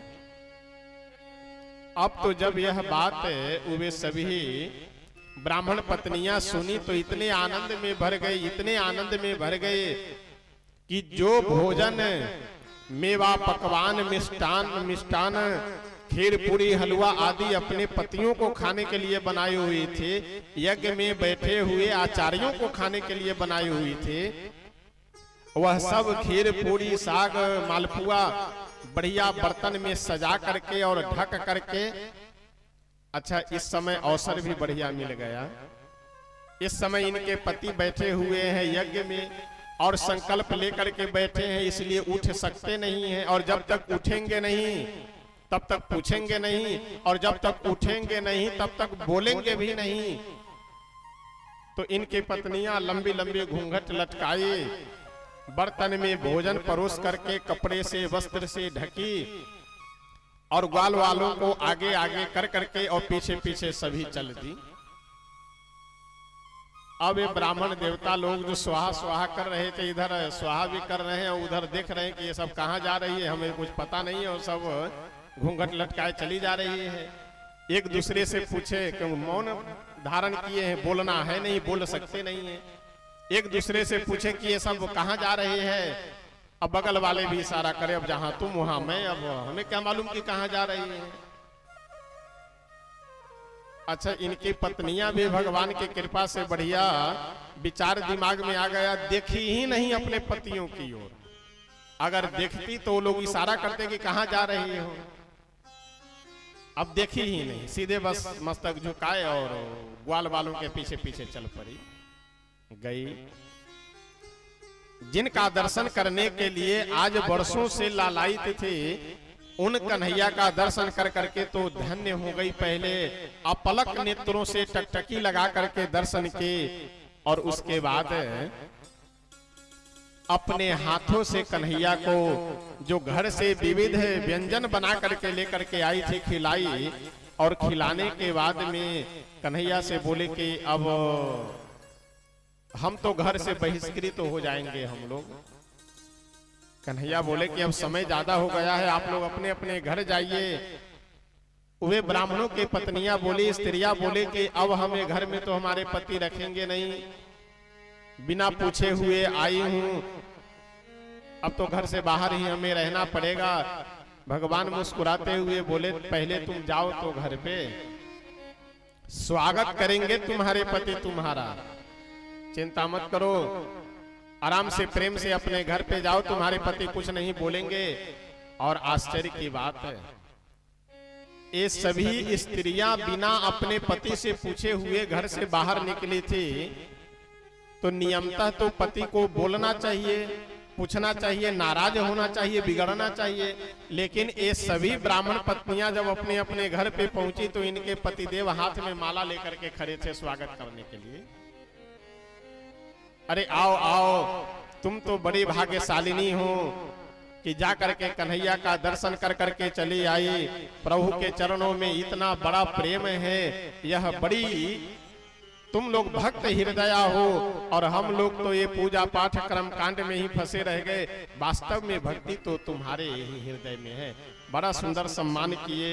यह सब प्रसंग भागवतकार बड़ा ही सुंदर वर्णन करते हुए आगे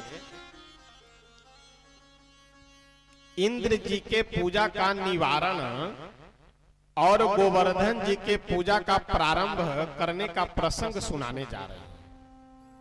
और इस प्रसंग का सबसे बड़ा उद्देश्य और सबसे बड़ा संदेश यह है कि अगर हम लोग अपने मन में किसी भी बात का अभिमान रखते हैं तो वह अभिमान हमारे आपके लिए हर तरह से हानिकारक है। और विशेष कर करके भगवान को तो बिल्कुल अच्छा नहीं लगता है अगर उनके सामने हम जा करके किसी भी बात का अभिमान अगर मन में रख रहे हैं, तो ये तो बिल्कुल ही उन्हें अच्छा नहीं लगता है। ये हम नहीं कह रहे हैं, श्री रामचरितमानस में स्वयं श्री गोस्वामी तुलसी बाबा यह बात कह रहे हैं, यह पंक्ति लिख रहे हैं कि भगवान को क्या अच्छा लगता है। तो भगवान अपने श्रीमुख से स्वयं कह रहे हैं,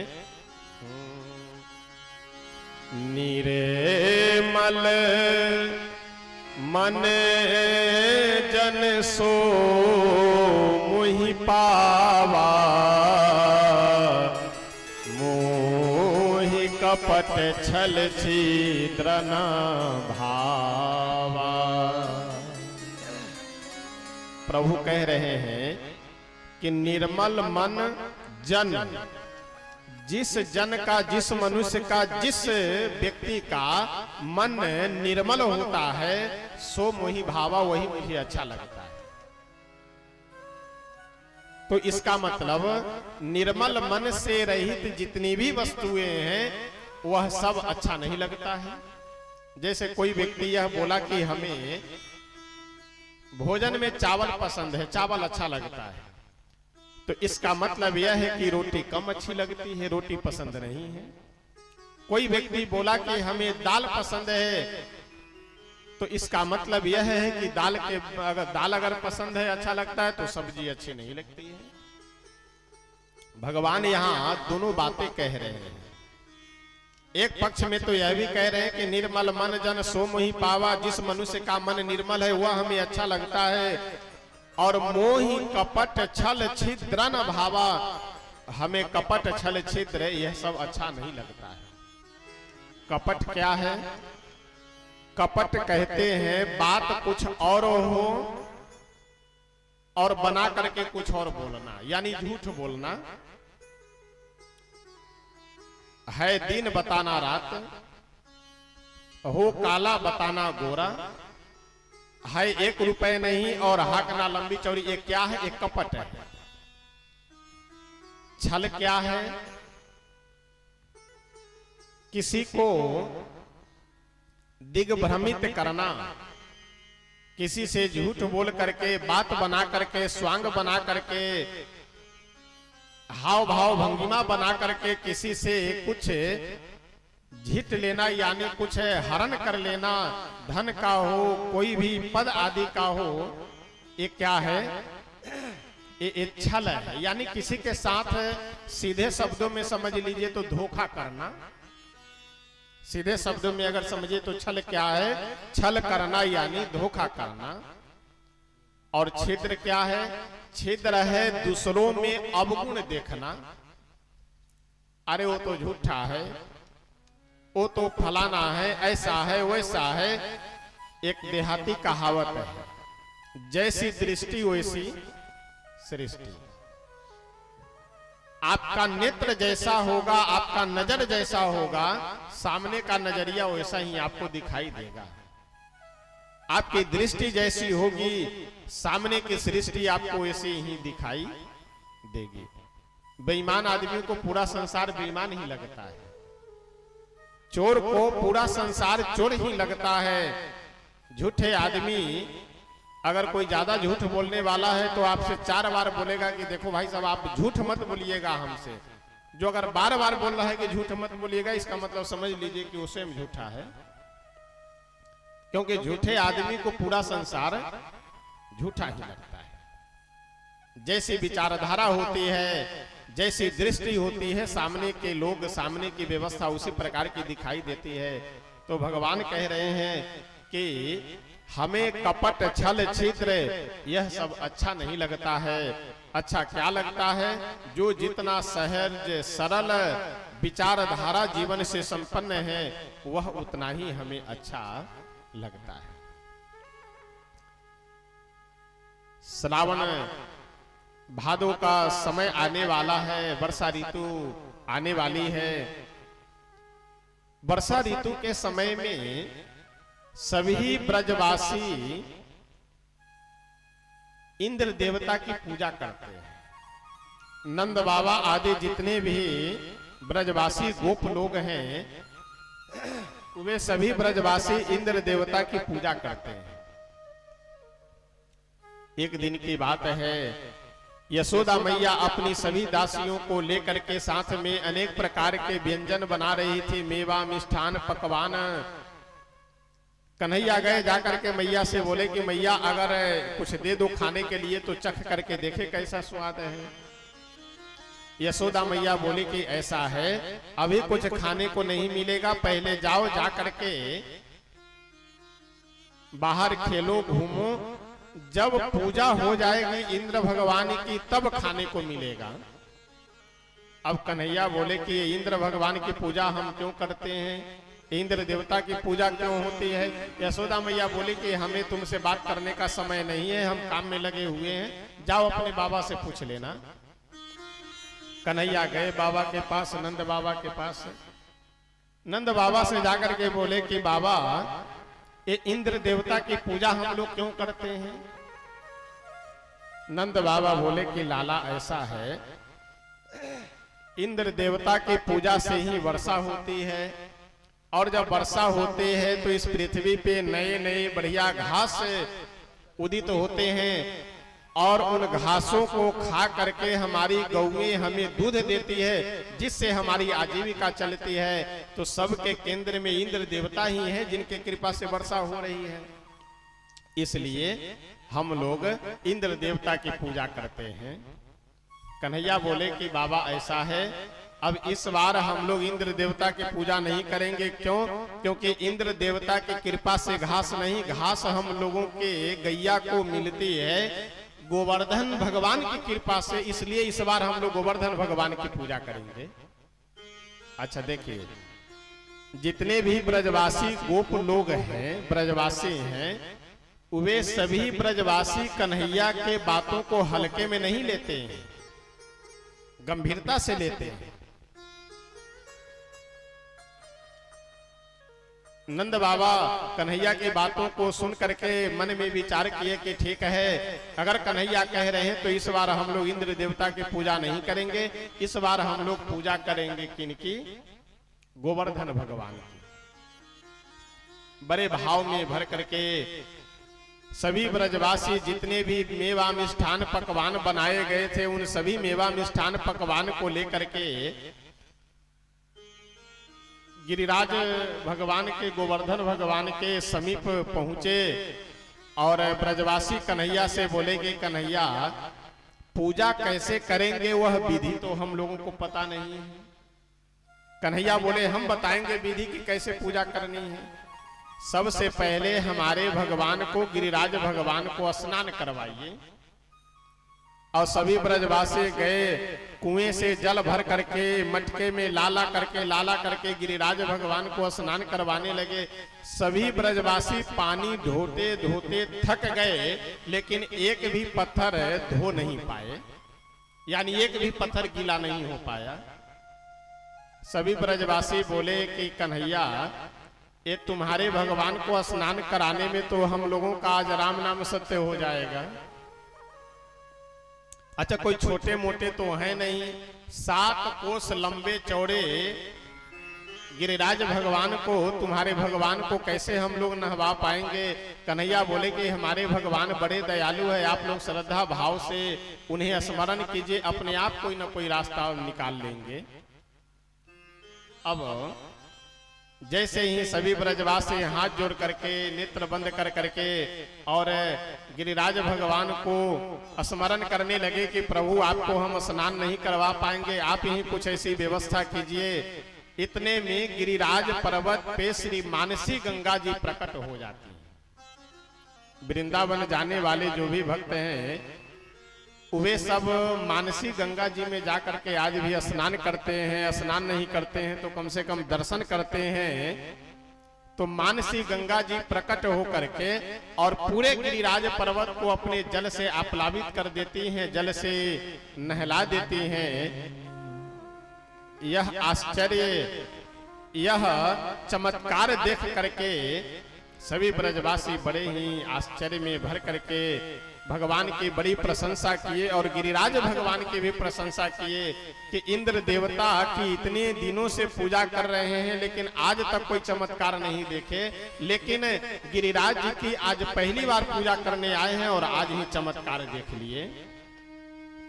श्री गिरिराज भगवान की जय, श्री मानसी गंगा की जय। सभी ब्रजवासी बड़े ही भाव श्रद्धा में भर करके आए और आकर के गिरिराज भगवान की पूजा किए। और पूजा करने के बाद सब बोले कि कन्हैया अब क्या करना है? कन्हैया बोले कि चलो परिक्रमा करते हैं। जैसे ही गिरिराज भगवान की परिक्रमा कर करके वापस आए तो इंद्र देवता को उधर सूचना मिले कि ब्रज मंडल में मेरी पूजा बंद हो चुकी है। तो पूरे ब्रज मंडल को, पूरे वृंदावन परिक्षेत्र को आने के लिए सांवर्तक नामक इस मेघ का जो जल गिरता है तो हाथी के सूढ़ के समान मोटी मोटी धाराएं गिरती है पृथ्वी पे। यानी ये सांवर्तक नामक मेघ जब पृथ्वी का प्रलय होना होता है तब यह सांवर्तक मेघों को आदेश दिया जाता है जल गिराने के लिए। अब आप विचार कीजिए कि छोटी छोटी बूंदे पृथ्वी पे गिरती है तो कभी आप अगर तेज बारिश हो रही हो, बाहर अगर खड़े होइए तो देखिए कितना चोट लगता है। अगर छोटी छोटी बूंदों से इतना ज्यादा अगर चोट लग रहा है तो हाथी के सूंड के समान अगर मोटी मोटी धाराएं गिरे पृथ्वी पे तो कितना चोट लगेगा। पूरी पृथ्वी घर द्वार सब कुछ नष्ट हो जाएगा। उन मेघों को आदेश दिया गया जल गिराने के लिए, लेकिन भगवान की कृपा, जैसे ही आंधी बारिश से प्रारंभ हुई, सभी ब्रजवासी पहुंचे कन्हैया के पास और जाकर के कन्हैया से बोले कि कन्हैया तुम ही कुछ अब रास्ता दिखलाओ कि अब क्या करें, अब इंद्र देवता तो पूरे ब्रजमंडल को बहा देंगे। श्री नंद लाला कृष्ण कन्हैया लाल बोले कि जिनकी हम लोग पूजा किए हैं वही हमारी रक्षा करेंगे। चलिए गए गिरिराज भगवान के पास, अपने बैलगाड़ियों को लेकर के, सारे गऊओं को लेकर के बैलगाड़ियों पे सारे सामग्रियों को लाद कर करके पहुंचे गिरिराज भगवान के पास और जाकर के मन ही मन प्रार्थना किए कि हे गिरिराज भगवान, ऐसा कीजिए कि हम सभी ब्रजवासी बच जाए यह प्रलय कालीन बारिश से। नेत्र बंद कर करके फिर कन्हैया अपने नेत्रों को खोले और ब्रजवासियों से बोले कि हे ब्रजवासी, हमारे देवता हमारे गिरिराज भगवान हमसे कान में आकर के बोले हैं कि तुम सब लोग हाथ लगा करके हमें उठाओ, हम उठ जाएंगे।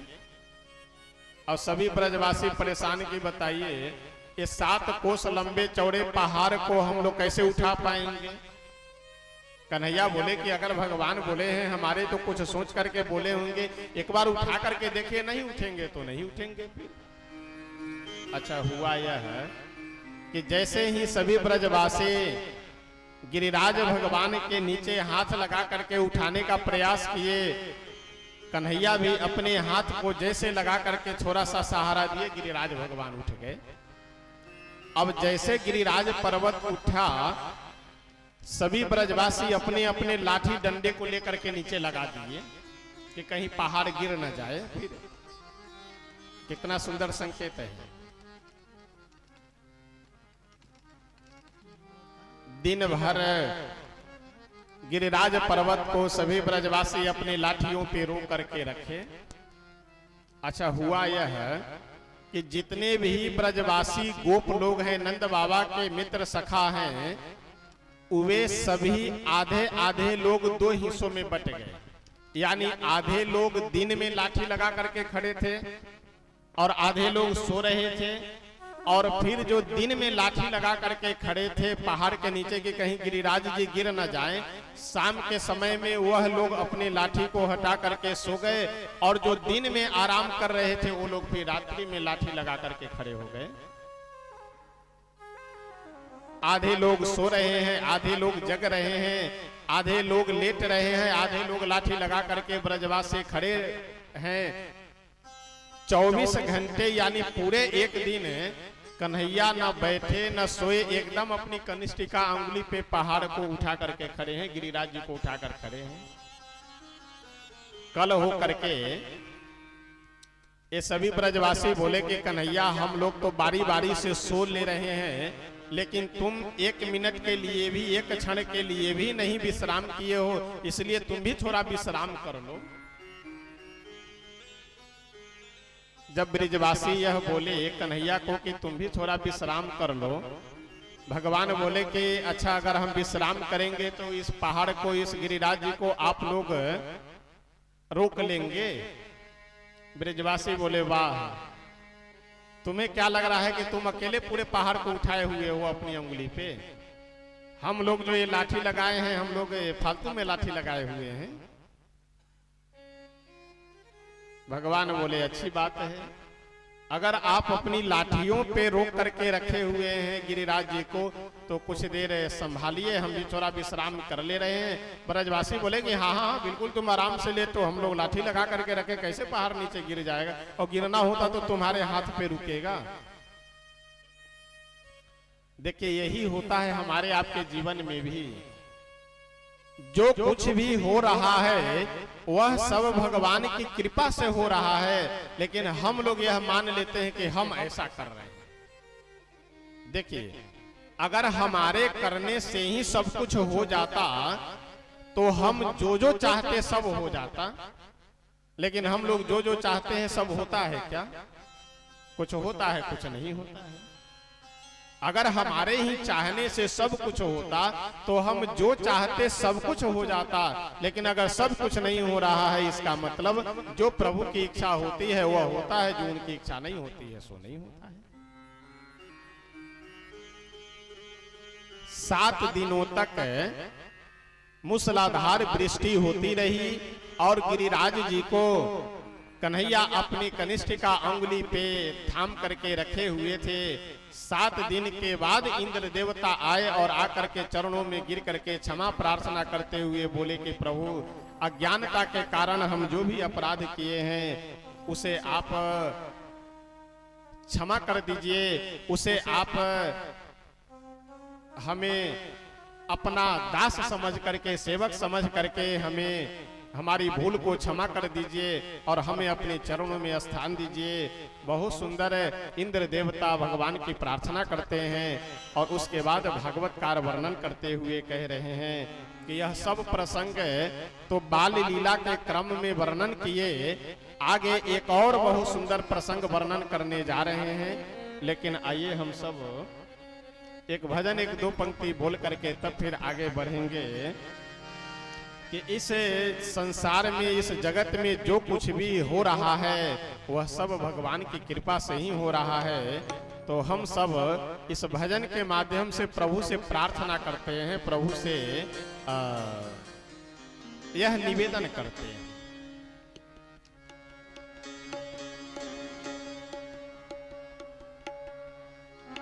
सारे जगत के मालिक, सारे जगत के मालिक, तेरा ही आसरा है। राजी हैं हम उसी में जिसमें तेरी रजा है।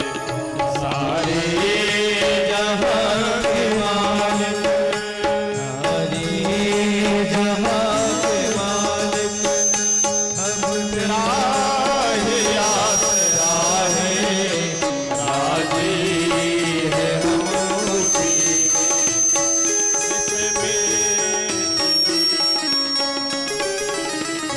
राजी है हम उसी जिसमें जिसमें तेरी रजा है। राजी है हम उसी में जिसमें तेरी रजा है। सारे जगत के मालिक, तेरा ही आसरा है। सारे जहां के मालिक, बस आसरा है। राजी है हम उसी में जिसमें तेरी रजा है। राजी है हम उसी में जिसमें तेरी रजा है।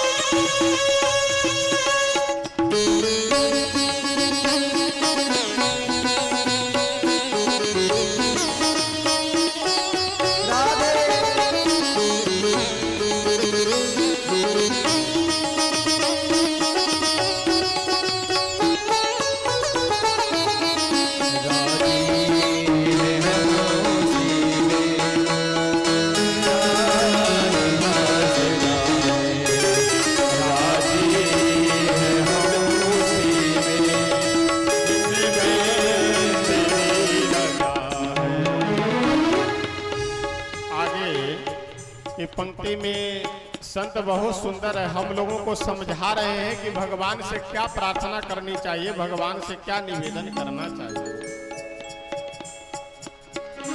हम क्या बताएं तुझको, सब कुछ तुम्हें खबर है। हर हाल हाल में हमारे तेरी तरफ नजर है। हम क्या बताए तुझको, सब कुछ तुम्हें खबर है। हर हाल में हमारे तेरी तरफ नजर है। हम क्या बताए तुझको, सब कुछ तुम्हें खबर है। हर हाल में हमारे तेरी तरफ नजर है। हम क्या बताए तुझको, सब कुछ तुम्हें खबर है। हर हाल में हमारी तेरी तरफ नजर है। किस्मत में है हमारे, किस्मत है ये हमारी, जो तेरा फैसला है। राजी है हम उसी में, जिसमें तेरी रजा है। राजी है हम उसी में, जिसमें तेरी रजा है। राजी है हम उसी में, जिसमें तेरी रजा है।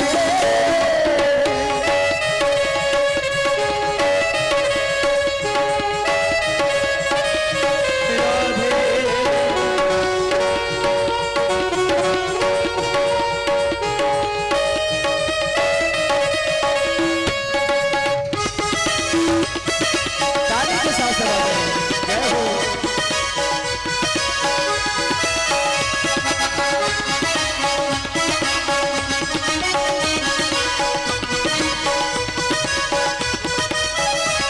राजी है हम उसी में, जिसमें तेरी रजा है।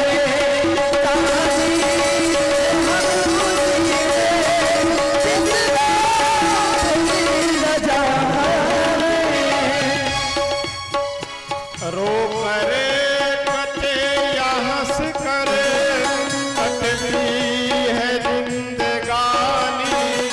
तो गम दे या खुशी दे, सब तेरी मेहरबानी। कटे या हंस कर कटती है जिंदगानी। तू गम दे या खुशी दे, सब तेरी मेहरबानी। रो कर कटे या हंस कर कटती है जिंदगानी। तू गम दे या खुशी दे, सब तेरी मेहरबानी। कटे या हंस कर कटती है जिंदगानी। तू गम दे या खुशी दे, सब तेरी मेहरबानी। तेरी खुशी समझ कर, तेरी खुशी समझ कर, तेरी खुशी समझ कर, तेरी खुशी समझ कर सब गम भुला लिया है। राजी है हम उसी में, जिसमें तेरी रजा है।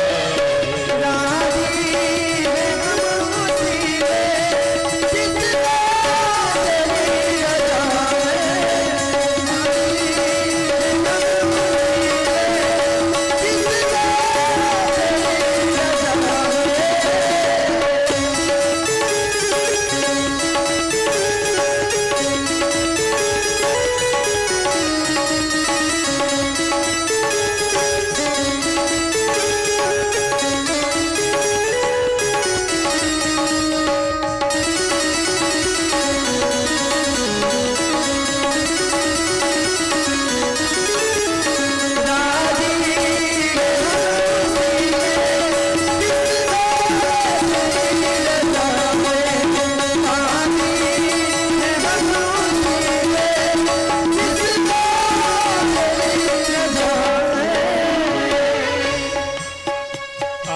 हाथों को हम दुआ की खातिर मिलाए कैसे, सजदे में तेरे आकर सर को झुकाए कैसे।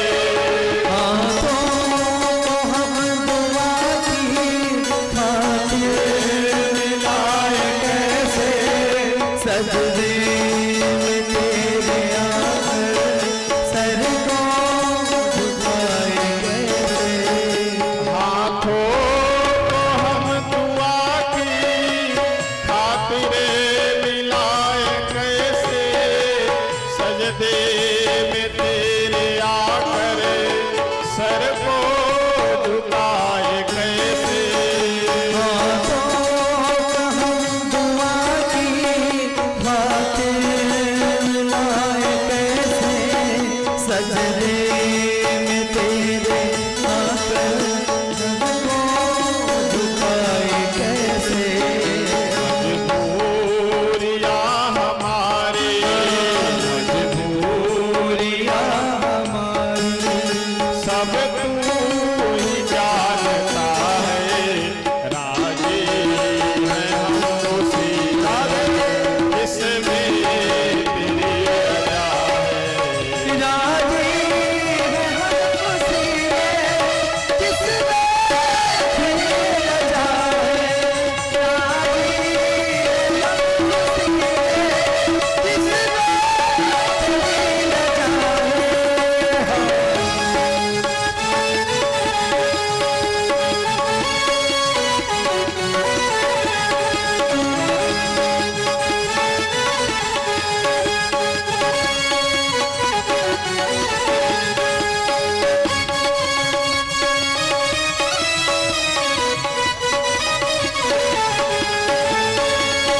तेरी रजा है।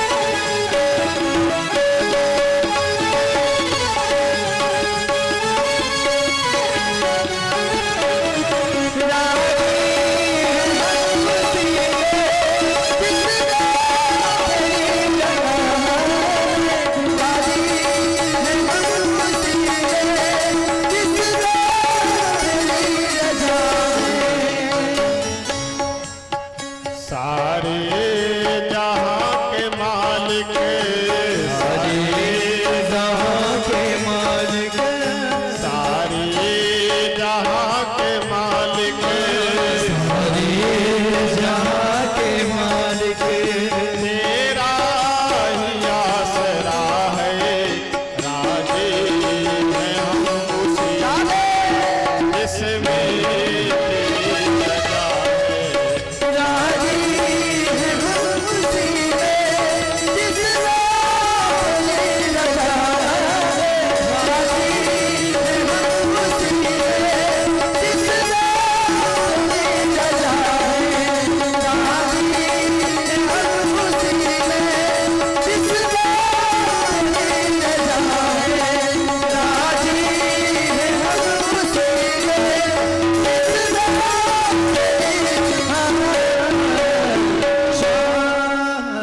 श्री राधा कृष्ण भगवान की जय।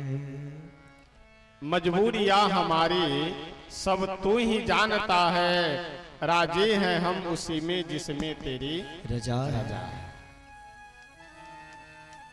आगे श्रीमद् भागवतकार बहुत सुंदर प्रसंग वर्णन करने जा रहे हैं। महाराष्ट्र की लीला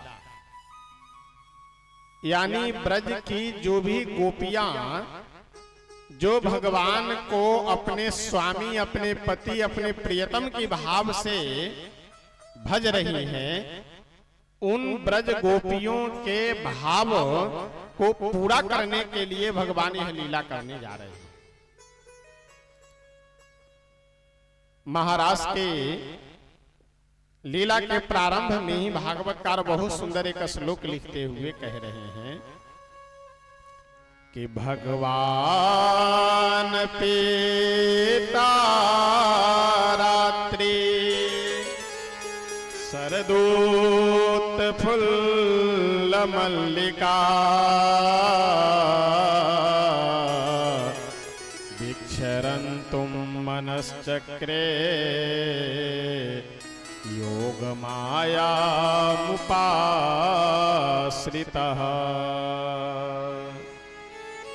भगवान अपि तारात्रि सरदूत फुल्ल मल्लिका विक्षरन्तुं मनश्चक्रे योग मायामुपाश्रितः। देखिए, भगवान को भक्त देखना चाहते हैं, दर्शन करना चाहते हैं, यह बात सत्य है। लेकिन भगवान भी अपने भक्त को देखना चाहते हैं, यह भी बात सत्य है। आपको शास्त्रों में, ग्रंथों में सैकड़ों हजारों ऐसे प्रसंग मिलेंगे, सैकड़ों हजारों भक्तों के ऐसे चरित्र मिलेंगे कि वह भक्त जब भगवान के मंदिर में स्वास्थ्य बिगड़ने के कारण या किसी कारण से मंदिर में जाना बंद किए तो भगवान चल करके आ गए उन्हें देखने के लिए कि क्या बात है कि आप मंदिर में आए नहीं हैं आज। भगवान अपि तारात्रे सरदूत फुल्ल मल्लिका विक्षरन्तुं मनश्चक्रे योग मायामुपाश्रितः। योग माया का आश्रय लेकर के आज कन्हैया, आज साक्षात भगवान गोपियों को देखना चाह रहे हैं। शरद ऋतु, शरद पूर्णिमा की रात्रि है। चंद्रमा आकाश मंडल में 16 कला से परिपूर्ण होकर के विद्यमान हैं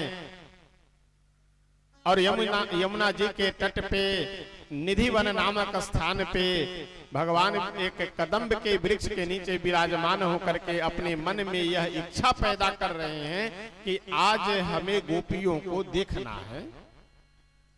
और देखिए, भगवान जिसे बुलाना चाहते हैं, कन्हैया जिसे बुलाना चाहते हैं, उसे बुलाने के लिए घर पे जाते नहीं हैं। जहां बैठे हैं वहीं बैठ करके अपनी मंद मंद बांसुरी को बजाए, बांसुरी की ध्वनि सुन करके जिसे प्रभु बुलाना चाहते हैं उसे ऐसा लगता है कि मानो बांसुरी की ध्वनि में मेरा ही नाम कन्हैया ले रहे हैं, मेरा नाम लेकर के बुला रहे हैं। जिसे बुलाना चाहते हैं उसको ऐसा आभास होता है। आज कन्हैया सभी गोपियों को अपने पास बुला करके स्वयं और गोपियों के बीच में जो भेद है उस भेद को मिटाना चाह रहे हैं, समाप्त करना चाह रहे हैं। और श्री नंद नंदन यशोदानंद वर्धन कन्हैया आज अपने महारास की लीला के माध्यम से सभी गोपियों को धन्य करना चाह रहे हैं। ये गोपियां कोई साधारण नहीं है, पूर्व जन्म के बड़े बड़े ज्ञानी तपस्वी सिद्ध संत हैं ये गोपियां। ये भगवान के प्रेम को पाने के लिए यहाँ आकर के गोपी के वेश में ये सब विद्यमान है। जो गोपी कोई पूंछा लगा रही थी वह वैसे हाथ में कीचड़ लगाए हुए भगवान के पास पहुंच गई। कोई गौ को जाकर के दूह रही थी, वहीं दूध का पात्र छोड़ करके और उसी प्रकार से बछड़े को छोड़ करके कन्हैया के पास आकर के पहुंच गई। कोई भोजन बना रहे थे तो भोजन को चूल्हे पर ही छोड़ करके कन्हैया के पास पहुंच गई। यानी जो गोपी जिस स्थिति में थी उसी स्थिति में कन्हैया के पास पहुंच गई। जब सभी ब्रजवासिनी गोपियां कन्हैया के पास पहुंचे तो कन्हैया बड़े ही सुंदर वाणी में बोले कि स्वागतम वो महाभागा प्रियम किम करवाणी में, कि हे गोपियां आप सभी का स्वागत है, बताइए हम आपकी क्या सेवा करें, आप सब यहाँ क्यों आई हैं। अच्छा, कितनी विचित्र बात है, स्वयं भगवान गोपियों को बुलाए हैं और बुला करके पूछ रहे हैं कि आप लोग यहाँ क्यों आए हैं। आप किसी को बुलाइए और बुला करके जब पास में आ जाए तो यह पूछे कि आप यहाँ क्यों आए हैं, तो इसका कोई उत्तर है? आप बुलाए हैं इसलिए हम आए हैं। कन्हैया गोपियों से बोले कि ऐसा है, आप लोग ये धर्म विरुद्ध काम कर रही हैं, इस समय आप लोगों को रात्रि की बेला है, स्त्रियों को रात्रि में अकेले घर से बाहर नहीं निकलना चाहिए। आप लोगों को इस समय घर में रहना चाहिए। घर में सास ससुर हैं, पति हैं, बच्चे हैं, उन सब की सेवा करनी चाहिए, देखरेख करनी चाहिए। और सबको छोड़ करके आप मेरे पास चल करके आ गए। गोपियां हाथ जोड़ करके बोले कि कन्हैया, आप जो कह रहे हैं कि पति की सेवा करनी चाहिए, आप जो कह रहे हैं माता पिता सास ससुर की सेवा करनी चाहिए, आप बिल्कुल सही कह रहे हैं। और वही तो करने के लिए हम आए हैं यहाँ पे, क्योंकि हमारे त्वमेव माता च पिता त्वमेव बंधु च सखा त्वमेव विद्या द्रविणम त्वमेव सर्वम मम देव देव। यानी सब कुछ हमारे आप ही हैं, पति भी आप ही हैं, माता पिता भी आप ही हैं। यानी सारा संबंध जब आपसे है तो आप ही के तो सेवा में हम आए हैं। तो हम कहाँ धर्म विरुद्ध काम कर रहे हैं, हम तो धर्म सम्मत ही काम कर रहे हैं। कन्हैया बहुत समझाए, लेकिन गोपियां अनन्य भाव से भगवान के चरणों में समर्पित होकर के आई हैं। गोपियों के साथ भगवान सुंदर रास क्रीड़ा के माध्यम से, यह रास कोई नाचने गाने का कोई खेल तमाशा नहीं है, यह तो गोपियों का जो अनंत जन्मों का, अनेक जन्मों का जो साधन है, तपस्या है, उस तपस्या के पुण्य का फल भगवान देने के लिए यह दिव्य महाराज की लीला कर रहे हैं। महाराज का प्रसंग तो बड़ा ही विस्तृत है, लेकिन आज हम सबको श्री द्वारिकाधीश भगवान और श्री रुक्मिणी मैया के विवाह प्रसंग का भी श्रवण करना है और उत्सव महोत्सव भी मनाना है। इसलिए थोड़े थोड़े संक्षिप्त रूप में इन प्रसंगों को सुन करके हम सब आगे बढ़ेंगे। श्रीमद् भागवत का बहुत सुंदर आगे प्रसंग वर्णन करते हुए अब सीधे जा रहे हैं मथुरा। कंस कन्हैया को मारने का पूरा प्रयास कर करके पूतना को, अघासुर, बकासुर, सक्टासुर, एक से एक असुरों को, बलवान को भेज करके देख लिया, लेकिन कन्हैया का बाल भी बांका नहीं हुआ। तो कंस अपने मन में विचार किया कि अब कन्हैया को बुलाते हैं मथुरा और हम स्वयं अपने हाथों से उसका वध करेंगे। अक्रूर जी महाराज कंस के मंत्री हैं। अक्रूर जी को कंस बुला करके बोला कि अक्रूर जी आप जाइए वृंदावन और वहां से बलराम जी और कृष्ण, इन दोनों भाइयों को बुला करके लेकर के आइए। उनसे जाकर के कहिएगा कि कंस का निमंत्रण है और कंस महाराज आपको अपने मथुरा में निमंत्रण दे करके बुलाए हैं, आप बिल्कुल पधारिए। दोनों भाइयों को बुला करके ले आइए, हम देखना चाहते हैं उन दोनों को। लेकिन अक्रूर जी महाराज समझ गए कि ये देखने के लिए नहीं, ये तो मारने के भाव से बुलाना चाह रहा है। लेकिन मन ही मन अक्रूर जी बड़े प्रसन्न हुए कि चलो हो चाहे जो कुछ भी, लेकिन आज हमें साक्षात परब्रह्म परमात्मा का दर्शन करने को मिलेगा। इसी बहाने ब्रजमंडल में जाने का अवसर मिलेगा। जिन चरण कमल को देखने के लिए बड़े बड़े ऋषि मुनि लालायित रहते हैं, उन प्रभु के चरण कमल को देखने का अवसर आज मिलेगा। इसलिए अक्रूर जी बड़े खुश हैं। भाव में भर करके रथ पे बैठे और आ गए ब्रजमंडल में। जैसे ही वृंदावन के ब्रजमंडल के परिक्षेत्र में श्री अक्रूर जी महाराज प्रवेश किए, सो बड़े भाव में भर करके रथ से नीचे कूद पड़े और भूमि में लौटने लगे, जमीन में, पृथ्वी पे लौटने लगे। क्यों? अक्रूर जी महाराज के मन में विचार आया कि बताओ, धन्य है यह पृथ्वी, धन्य है यह भूमि कि जिस भूमि पे, जिस पृथ्वी पे हमारे भगवान नंगे पांव चलते हैं,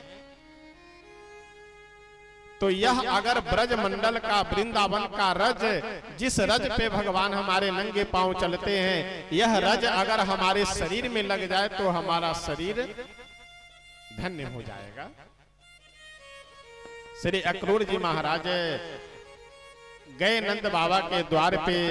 नंद बाबा बड़े ही स्वागत सम्मान के साथ श्री अक्रूर जी का आदर सम्मान करते हैं। अक्रूर जी को लेकर के आए, अपने महल में सुंदर भोजन करवाए।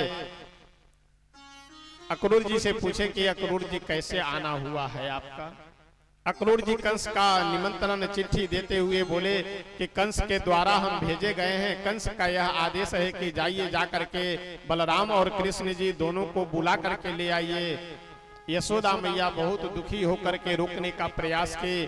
ब्रज मंडल की सभी गोप गोपियां रोकने का प्रयास किए, लेकिन भगवान सबको यह सांत्वना दे करके कि हम आज जा रहे हैं और ज्यादा नहीं, 2 दिन बाद हम परसों लौट करके आ जाएंगे, कह करके श्री अक्रूर जी के साथ में भगवान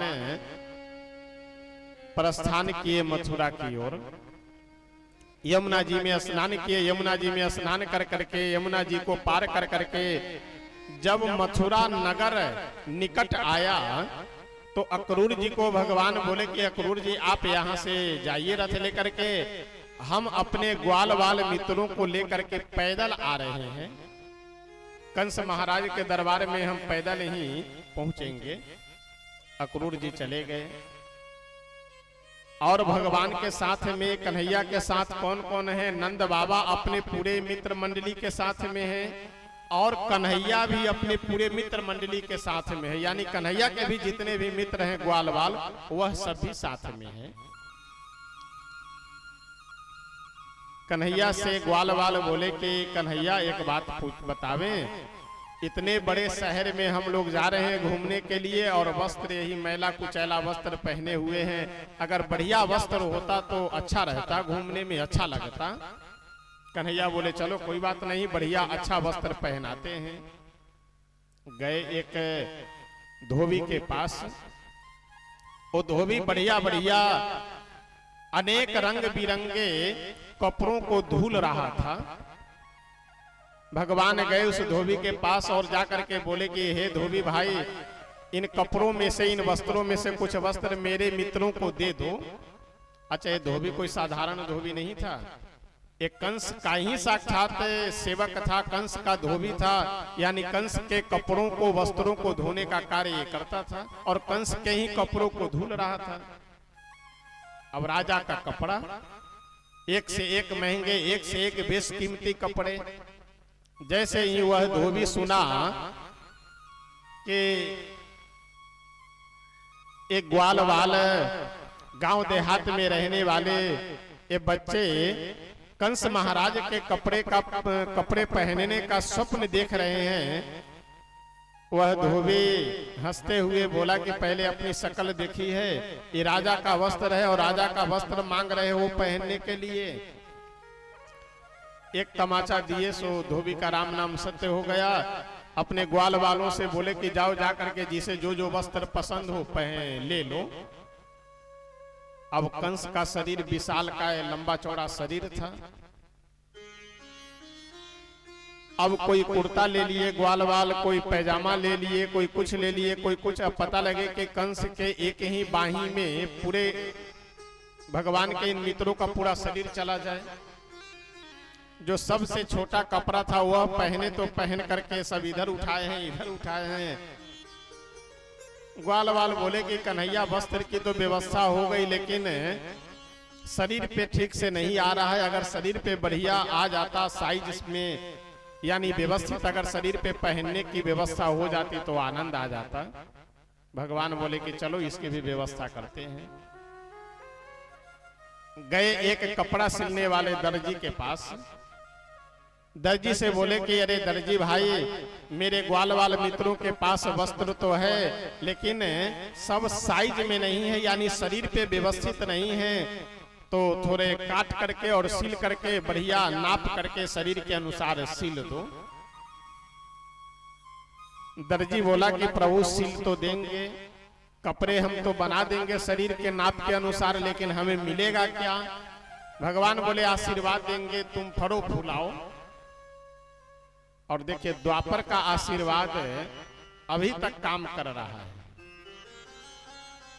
यानी जितने का कपड़ा उससे थोड़ा बहुत 19-20 का रहता है, बाकी जितने का कपड़ा उतनी सिलाई। आज तक दर्जी लोग फल फूल रहे हैं, आज तक दर्जी लोग विकास कर रहे हैं। अब जब बढ़िया वह दर्जी कपड़ों को काट करके और नाप करके जब सिल दिए, अब ग्वाल वाले जो भगवान के सखा हैं, मित्र हैं, बढ़िया वस्त्राभूषणों से सुसज्जित हो करके बढ़िया चमकते हुए चमचमाते वस्त्र पहन करके मथुरा में जब प्रवेश किए तो ग्वाल वाल बड़े प्रसन्न हैं कि अब आनंद आएगा नगर में घूमने में। नगर के अंदर जब गए तो ग्वाल वाल बोले कि कन्हैया वस्त्र तो बढ़िया है लेकिन गला सुना सुना है, गले में अगर बढ़िया माला हार हो जाए तो फिर क्या कहना है। इतने में एक सुदामा इनका भी नाम है, लेकिन ये है माली। किनके माली हैं? कंस के माली हैं। कंस के यहाँ पुष्प माला वगैरह पहुंचाने का काम करते हैं। ये माली जाते हुए दिखाई दिए, भगवान बुला करके बोले कि ऐसा है, मेरे मित्रों के गले में बढ़िया सुंदर सुंदर अगर हार पहना देते तो हमारे ग्वाल वाल मित्र प्रसन्न हो जाएंगे। भगवान की आज्ञा मान करके कंस के दरबार में न जा करके भगवान के ही मित्रों को वह माली हार पहना दिया। वह हार बढ़िया पहन लिए। सभी ग्वाल वाल बोले कि कन्हैया गले में हार भी हो गया और माथा केवल सुना है, यानी सिर पे अगर तिलक हो जाए, चंदन हो जाए तो फिर क्या कहना है। जैसे वहां से आगे बढ़े तो नाम है त्रिवक्रा।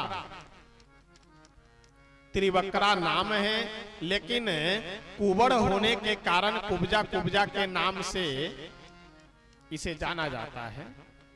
एक कंस की दासी है, कंस के यहाँ चंदन घिस करके पहुंचाने का यह सेवा करती है, काम करती है। जैसे ही त्रिवक्रा कुब्जा जाती हुई दिखाई दी, कुब्जा को बुलाते हुए प्रभु बोले कि जरा मेरे मित्रों के मस्तक पे बढ़िया चंदन लगा दो, क्योंकि मेरे ग्वाल वालों की इच्छा है कि अगर मेरे माथे पे तिलक लग जाए, चंदन लग जाए तो आनंद आ जाएगा। जैसे ही वह त्रिवक्रा देखे कि आज पहली बार कोई साक्षात नंद नंदन हमसे कुछ इच्छा कर रहे हैं तो अवश्य पूरी करनी चाहिए, सभी ग्वाल वालों के मस्तक पे सिर पे तिलक लगा दी। अब तो ग्वाल वाल बड़े ही आनंद में भर करके पहुंचे कंस के दरबार में, और भागवतकार बहुत सुंदर वर्णन करते हुए कह रहे हैं कि कंस पहले से ही मारने की योजना बना रखा था। एक कुबलया पीड नामक हाथी, जिसमें एक हाथी में हजारों हाथी का बल था, यानी 10,000 हाथियों का बल एक हाथी कुबलया पीड में था।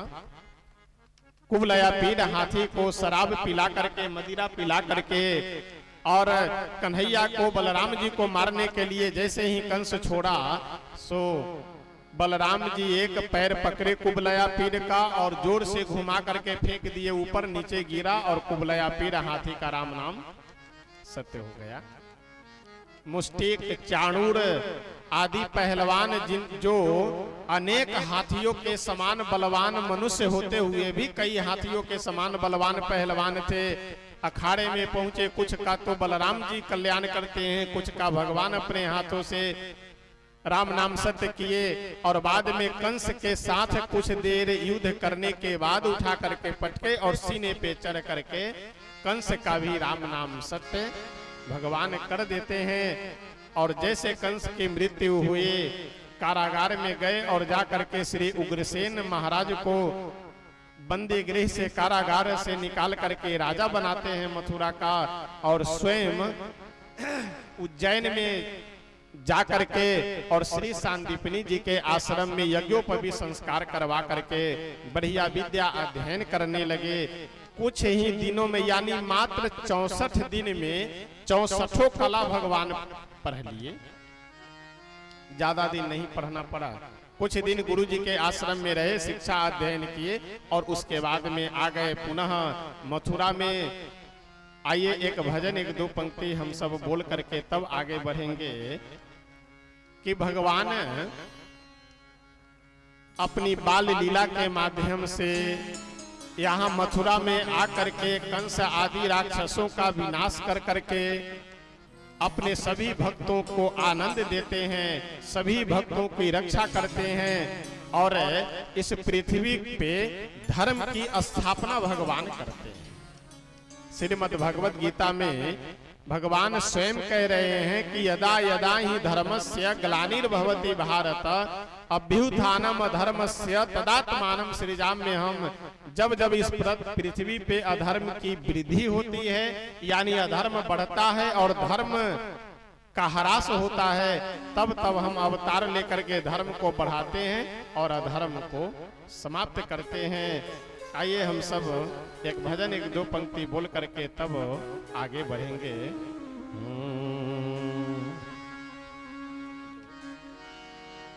श्री वृंदावन धाम की जय, श्री नंद के लाला की जय।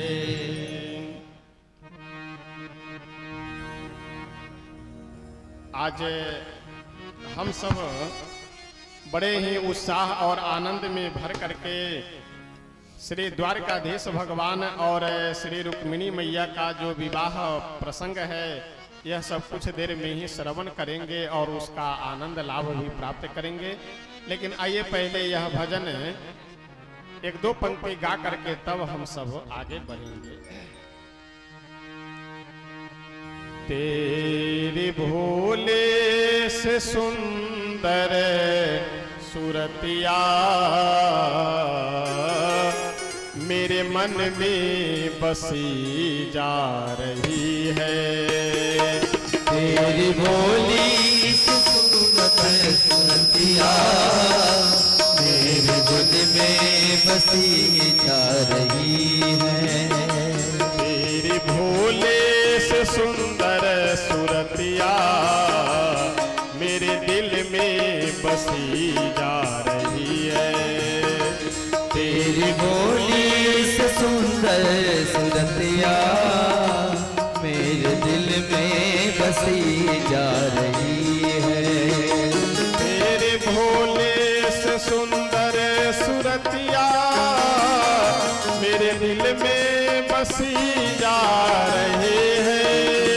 तेरी भोली से सुंदर सूरतिया मेरे दिल में बसी जा रही है।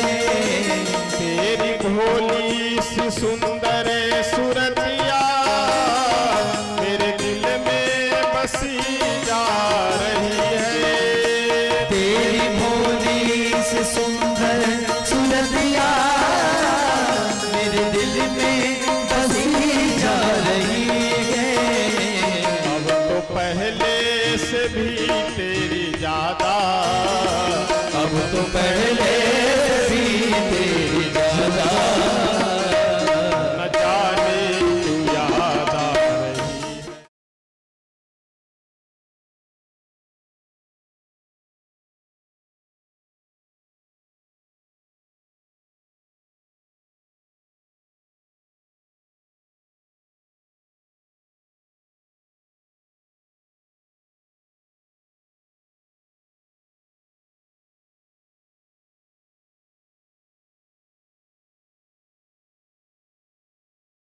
मेरे दिल में बसी जा रही है।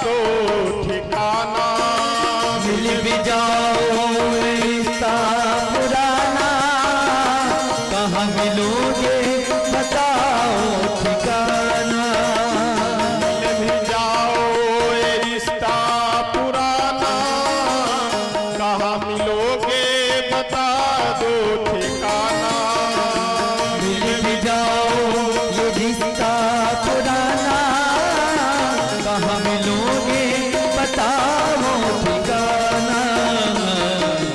भूले पड़े हम कन्हैया, तुमको भूले पड़े हैं कन्हैया, अब जगह भी समझ तुमको भूले पड़े हैं कन्हैया, अब जगह भी ना आ रही है। मेरे भोले से सुंदर सुरतिया मेरे दिल में बसी जा रही है। तेरी भोली से सुंदर सुरतिया दिल में बसी जा रही है।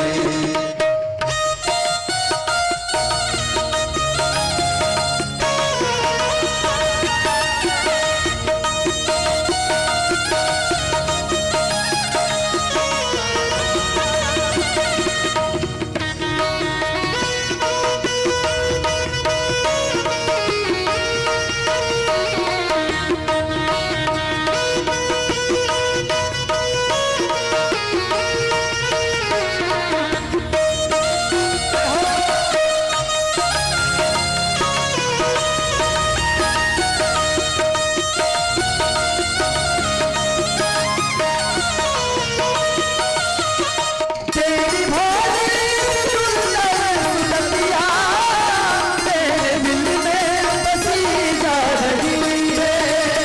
तेरी भोली सुंदर सुरतिया तेरे दिल में बसी जा रही है। तेरे घुंघराली अलकों में उलझी तेरी प्यासी ये दोनों आंखें। तेरी घुंघराल अलकों में उलझी मेरी प्यासी ये दोनों आंखें। तेरे घुंघराली अलकों में उलझी मेरी प्यासी ये दोनों आंखें। तेरे घुंघराल अलकों में उलझी मेरी प्यासी ये दोनों आंखें। कौन जाने मेरे इस मन की, कौन जाने मेरे इस मन की याद आदत बनी जा रही है।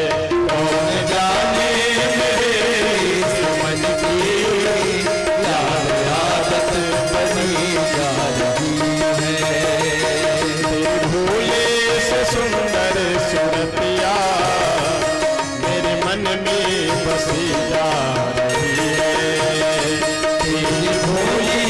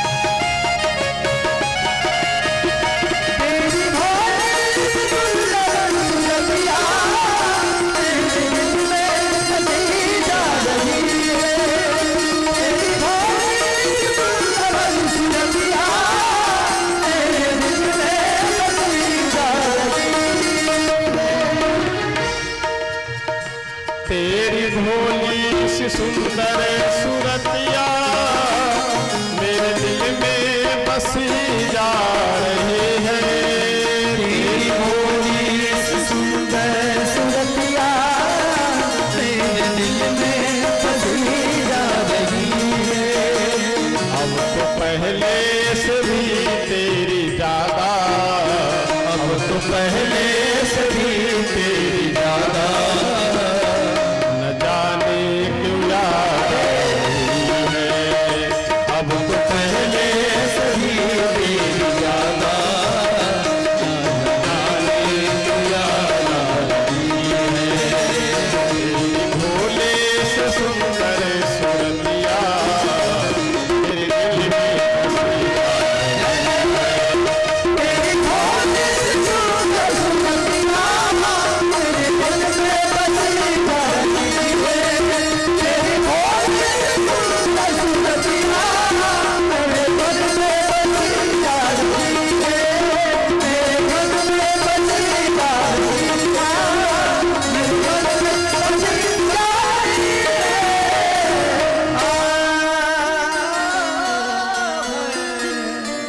श्री राधा कृष्ण भगवान की श्री भागवतकार आगे बहुत सुंदर वर्णन करते हुए कह रहे हैं कि श्री बलराम जी और कन्हैया दोनों के गुरु जी के श्री सांदीपनी ऋषि के आश्रम से विद्या अध्ययन कर करके वापस लौट करके जब मथुरा आए तो मथुरा में श्री उद्धव जी महाराज से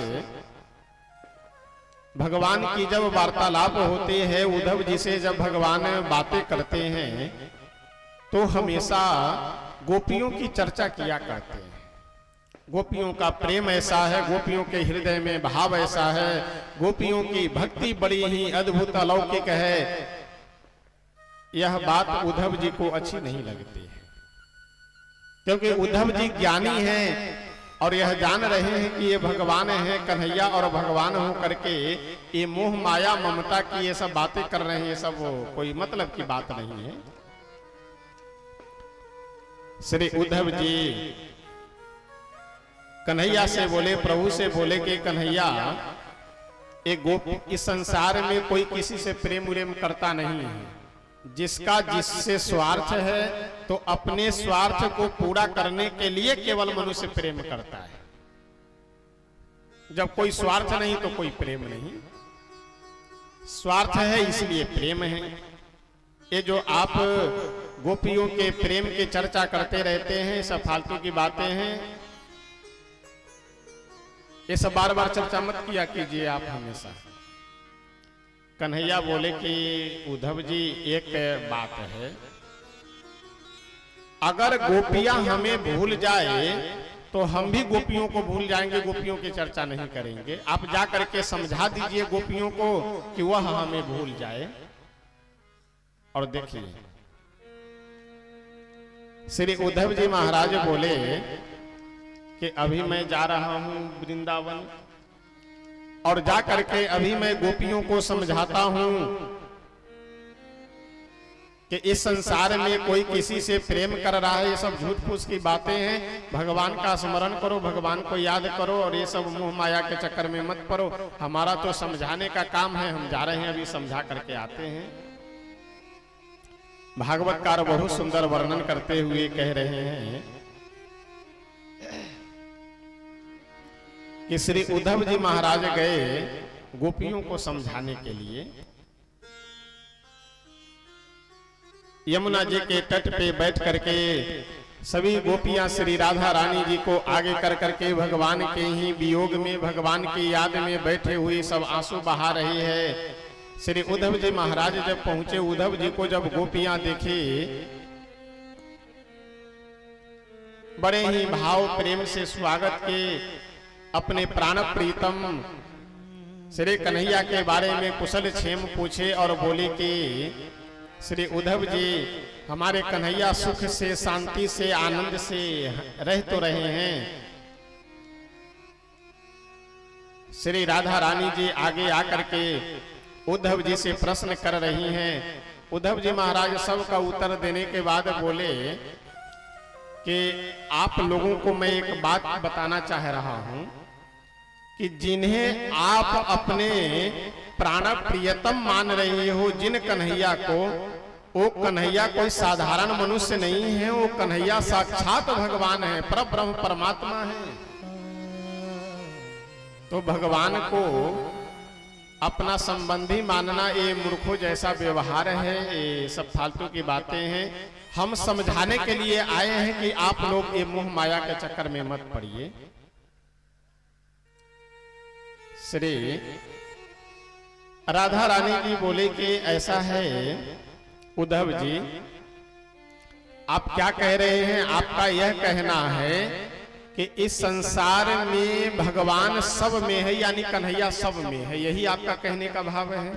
उद्धव जी बोले कि हाँ, हम यही समझाना चाह रहे हैं कि इस संसार में सब में भगवान देखो और ये मोह माया के चक्कर में मत पड़ो। इससे प्रेम है, उससे प्रेम नहीं है, उससे नाराज के, सब फालतू की बातें हैं। श्री राधा रानी जी बहुत सुंदर समझाते हुए बोले कि उद्धव जी ऐसा है कि आप ही कह रहे हैं कि संसार में सब में ब्रह्म है, सब में भगवान है, तो इसका मतलब हम में भी ब्रह्म होंगे। हम उद्धव जी बोले बिल्कुल। थोड़े आवाज का बेस भी ज्यादा है, तो थोड़ा साउंड का बेस वगैरह कम। श्री उद्धव जी बोले कि बिल्कुल, जब इस संसार में सब में ब्रह्म है, सब में भगवान है, तो आप में भी भगवान है, ब्रह्म है। तो श्री राधा रानी जी बोली कि आप में भी ब्रह्म है, हम में भी ब्रह्म है, यानी आप में भी भगवान है, हम में भी भगवान है। तो एक ब्रह्म ब्रह्म को उपदेश दे रहा है। एक कौन सा ज्ञान है? यानी जो ज्ञान आपके अंदर में है वही ज्ञान हम में भी है। जब आप भी ब्रह्म है, हम भी ब्रह्म है, तो एक ब्रह्म ब्रह्म को उपदेश देगा। श्री उद्धव जी महाराज निरुत्तर हो गए। बहुत सुंदर गोपियों में और श्री उद्धव जी में वार्तालाप होता है, और कुछ देर गोपियों के साथ में रहने के बाद जो उद्धव जी ज्ञानी बन करके आए हुए थे, सो यहाँ से भक्त बन करके गए, यानी ज्ञान के अहंकार में आए हुए थे। और गोपियों के पास से जब गए तो श्री उद्धव जी महाराज अपने आंखों में भक्ति के आंसू लेकर के जाते हैं, और जाकर के कन्हैया से नाराजगी व्यक्त करते हुए बोले कि कन्हैया, तुम बड़े ही कठोर और निष्ठुर हो। जो गोपियां इतनी प्रेम कर रही है आपसे, उन गोपियों को भी छोड़ करके आप यहाँ बैठे हुए हैं। आपका भाव अच्छा नहीं है, यानी आप प्रेम करने वाले भक्तों को ठुकरा दिया करते हैं, ये ठीक नहीं है। यह सब प्रसंग भागवतकार बहुत सुंदर वर्णन करते हुए कह रहे हैं। आगे कंस की दो पत्नियां थी, अस्ति और प्राप्ति, दोनों का नाम था। ये अस्ति और प्राप्ति दोनों सगी बहन थी, और दोनों सगी बहन कंस से विवाह की हुई थी। कंस के मरने के बाद अस्ति और प्राप्ति दोनों बहनें रोती हुई अपने पिता जरासंध के पास गई। एक इनकी बेटी थी, जरासंध की बेटी थी। और जरासंध उस समय पृथ्वी के जितने भी राजा थे, पृथ्वी पे जितने भी योद्धा थे, सभी राजाओं से, सभी योद्धाओं से बलवान राजा जरासंध था, मगध नरेश। जरासंध अपनी बेटियों को यह देख करके कि चेहरा उदास है, विधवा हो चुकी है, यानी पति को कन्हैया और बलराम दोनों मिल करके समाप्त कर दिए, इस प्रतिशोध की भावना में, क्रोध में भर करके अपनी अक्षौहिणी सेना लेकर के मथुरा पे चढ़ाई किए, और जा करके कन्हैया से युद्ध कर करके जितने भी सैनिक थे जरासंध के साथ में, मंत्री संतरी सेनापति, सबका वध कर दिए। केवल जरासंध को भगवान छोड़ देते हैं। और जानते हैं जरासंध को क्यों छोड़ दे रहे हैं? भगवान से किसी ने पूछा कि कन्हैया जब सबको मार दे रहे हैं तो जरासंध को भी मार दीजिए। भगवान बोले कि जरासंध को नहीं मारेंगे। क्यों? क्योंकि जरासंध अगर बचा हुआ रहेगा तो ये जा करके जितने भी विधर्मी हैं, अधर्मी हैं, दुष्ट हैं, सबको खोज खोज कर करके यह ले आएगा, और मथुरा में बैठे बैठे ही हम सबका सफाया कर देंगे। एक बार नहीं, दो बार नहीं, जरासंध मथुरा पे लगभग 17 बार आक्रमण करता है और हर बार भगवान सभी सैनिकों को, सभी मंत्रियों को मार करके और जरासंध को छोड़ देते हैं। 18वीं बार जरासंध अपने यहाँ पे बहुत से ब्राह्मणों को, बहुत से संत महात्माओं को बंधक बना करके और बोला कि तुम सब मिल करके अनुष्ठान करो, भजन करो। अगर इस बार मैं हार गया मथुरा में तो आने के बाद मैं तुम सब का वध कर दूंगा। अब बेचारे ब्राह्मण लोग, संत महात्मा सभी भगवान से प्रार्थना करने लगे कि प्रभु अगर इस बार यह हार करके आया तो फिर हम लोग अपने जीवन से हार जाएंगे, तो कुछ ऐसे कृपा कीजिए कि आप हार जाइए इससे, ताकि हम लोगों का प्राण बच जाए। तो भगवान अपने भक्तों के भाव को रखने के लिए जैसे जरासंध युद्ध में आकर के ललकारने लगा तो भगवान युद्ध भूमि में पहुंचे और जा करके रथ से कूदे और कूद करके भाग लिए। अब भगवान आगे आगे भाग रहे हैं, पीछे से जरासंध दौड़ा रहा है।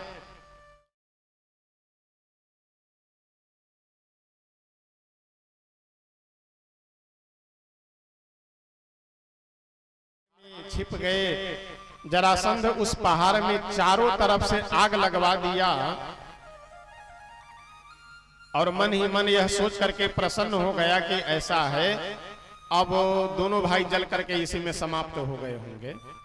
लेकिन जैसे पहाड़ में आग लगी सो भगवान समुद्र में कूद करके अपने प्राण की रक्षा करते हैं और वहीं पे भगवान श्री द्वारिकापुरी का निर्माण कर करके और स्वयं वहां के राजा श्री द्वारिकाधीश के रूप में विराजमान होते हैं। और जितने भी वसुदेव जी आदि यदुवंशी क्षत्रिय मथुरा में थे उन सभी को बुला बुला करके द्वारिकापुरी में बसाने लगे।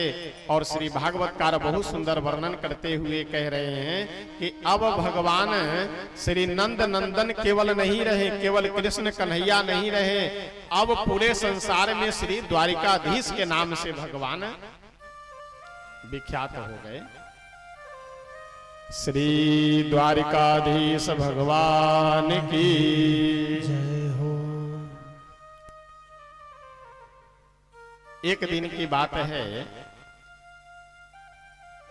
एक आनर्त नामक राजा थे।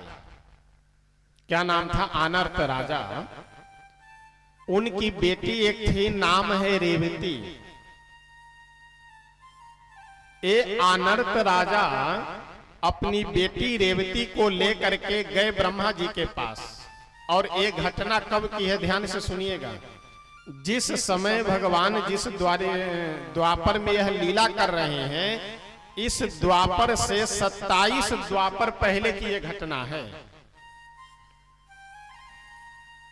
ये आनर्त राजा जो अपनी बेटी रेवती को लेकर के ब्रह्मा जी के पास गए, ये कब की घटना है? जिस द्वापर में भगवान यह लीला कर रहे हैं, इस द्वापर से 27 द्वापर पहले, यानी 27वें द्वापर, यानी 26 द्वापर बीत चुका है, ये 27वां द्वापर चल रहा है। अभी लगता है कई लोग समझे नहीं। सतयुग, त्रेता, द्वापर, कलयुग, ये चारों युग 26 बार बीत करके 27वीं बार द्वापर में इस समय, जिस समय भगवान यह श्री कृष्ण अवतार की लीला कर रहे हैं, आनर्त राजा जब अपनी बेटी को लेकर के ब्रह्मा जी के पास गए तो कब की ये बात है? द्वापर में ही गए। किस द्वापर में? जिस द्वापर में भगवान लीला कर रहे हैं, इस द्वापर से 27 द्वापर पहले। अच्छा, किस लिए गए ब्रह्मा जी के पास? अपनी बेटी के लिए कोई अच्छा सा वर ढूंढने के भाव से कि चल करके ब्रह्मा जी से ही पूछ लेते हैं कि मेरी बेटी के लिए कोई अच्छा सा वर बता दीजिए, जो अच्छा मेरी बेटी के लिए दूल्हा हो। जब ब्रह्मा जी के यहाँ पे आनर्त राजा गए तो वहां पे कुछ नाच गाना का कार्यक्रम चल रहा था, कुछ संगीत प्रोग्राम चल रहा था। अब आनर्त राजा मन में विचार किए कि इस समय संगीत का कार्यक्रम चल रहा है, तो इसमें हम काहे के लिए रंग में भंग डाले। जब कार्यक्रम यह समाप्त हो जाएगा तब हम ब्रह्मा जी से पूछ लेंगे। और जब वह संगीत का कार्यक्रम समापन हुआ तो आनर्त राजा गए ब्रह्मा जी के पास और जाकर के बोले कि हे ब्रह्मा जी, हे पितामह, हम आपके पास में एक निवेदन लेकर के आए हैं कि ये हमारी बेटी है, इसका नाम है रेवती, और इसके लिए कोई अच्छा सा लड़का बताइए, कोई अच्छा सा वर बताइए। ब्रह्मा जी मुस्कुराते हुए बोले कि आनर्त राजा, तुम्हें कुछ होश हवास है? जिस समय तुम आए हुए थे 27 चतुर्युगी बीत चुका है, यानी तुम्हारे वंश के कोई भी नाती पौत्र प्रपौत्र किसी का भी कोई आता पता पृथ्वी पे नहीं है। लेकिन इस समय भगवान कृष्ण अवतार ग्रहण कर करके लीला कर रहे हैं। उनके बड़े भाई हैं बलराम जी, तुम जा करके अपनी बेटी रेवती का विवाह बलराम जी के साथ में कर दो। तो यह श्री बलराम जी का विवाह रेवती जी के साथ में आनर्त राजा आकर के कर दिए, और इस प्रकार से श्री बलराम जी का विवाह संपन्न होता है। श्री भागवतकार आगे वर्णन करते हुए कह रहे हैं कि दक्षिण में एक राज्य है विदर्भ देश। विदर्भ देश के राजा हैं महाराज भीष्मक।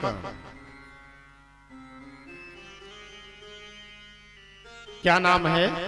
भीष्मक।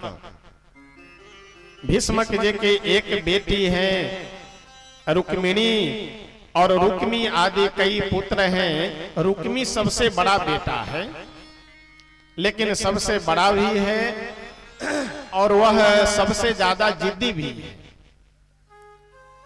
रुक्मिणी जब विवाह योग्य हो गई तो विदर्भ देश के जो राजा हैं भीष्मक, यानी रुक्मिणी जी के पिताजी, तो रुक्मिणी जी की तो इच्छा यह है कि हम अपनी बेटी का विवाह द्वारिकाधीश के साथ में करें।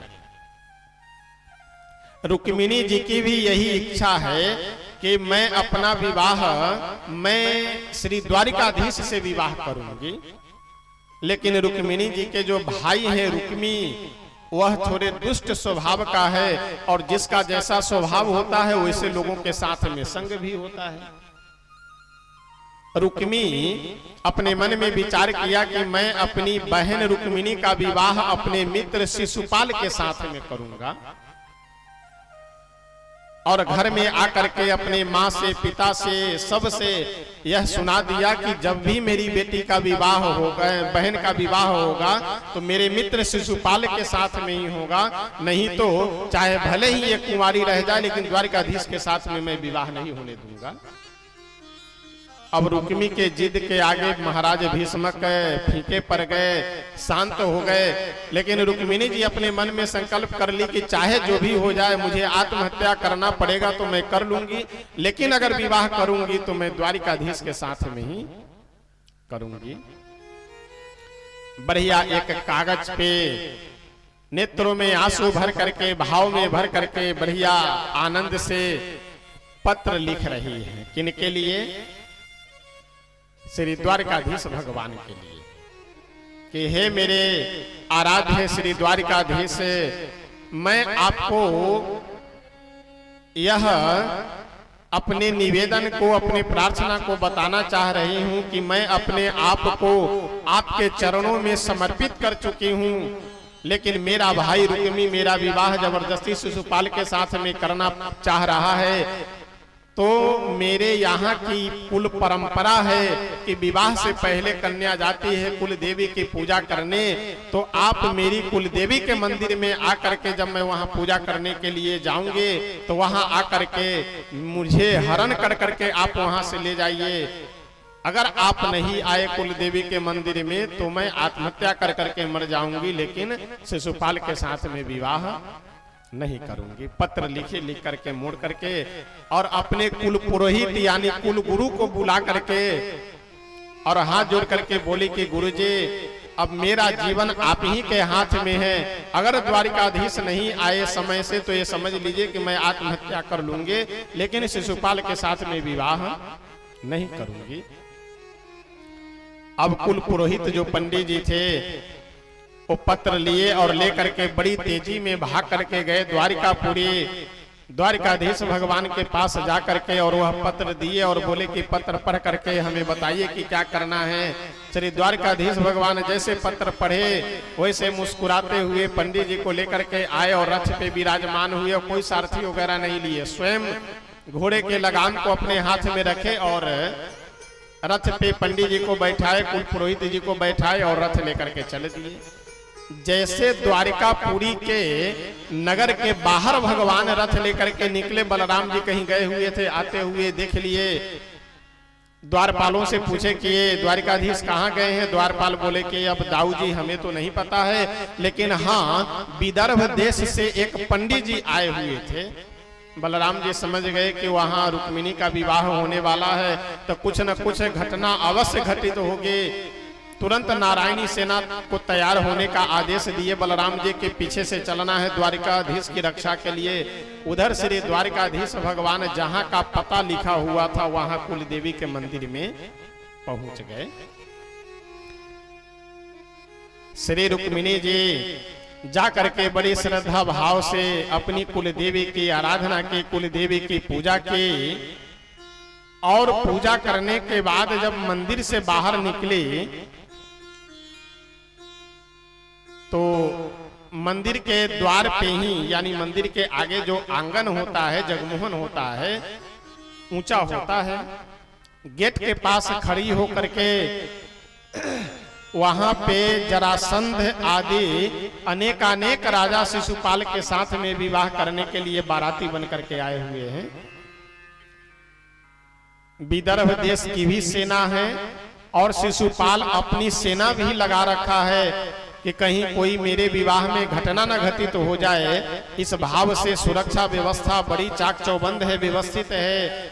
रुक्मिणी जी जैसे ही मंदिर से बाहर निकल करके सभी दर्शकों की ओर देख करके मुस्कुराई, वैसे सभी सैनिक और जितने भी विदर्भ देश के नागरिक थे सब मंत्रमुग्ध हो गए। विशेष कर करके वहां जो सैनिक खड़े थे वो लोग भूल गए कि हम लोग काहे के लिए यहाँ खड़े हैं।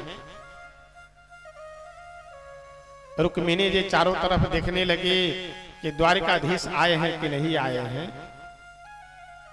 अब घबराई हुई स्थिति में जैसे ही रुक्मिणी जी चारों ओर देखे सो द्वारिकाधीश भगवान हाथ हिला करके इशारा किए कि हम आ गए हुए हैं, चिंता मत करो।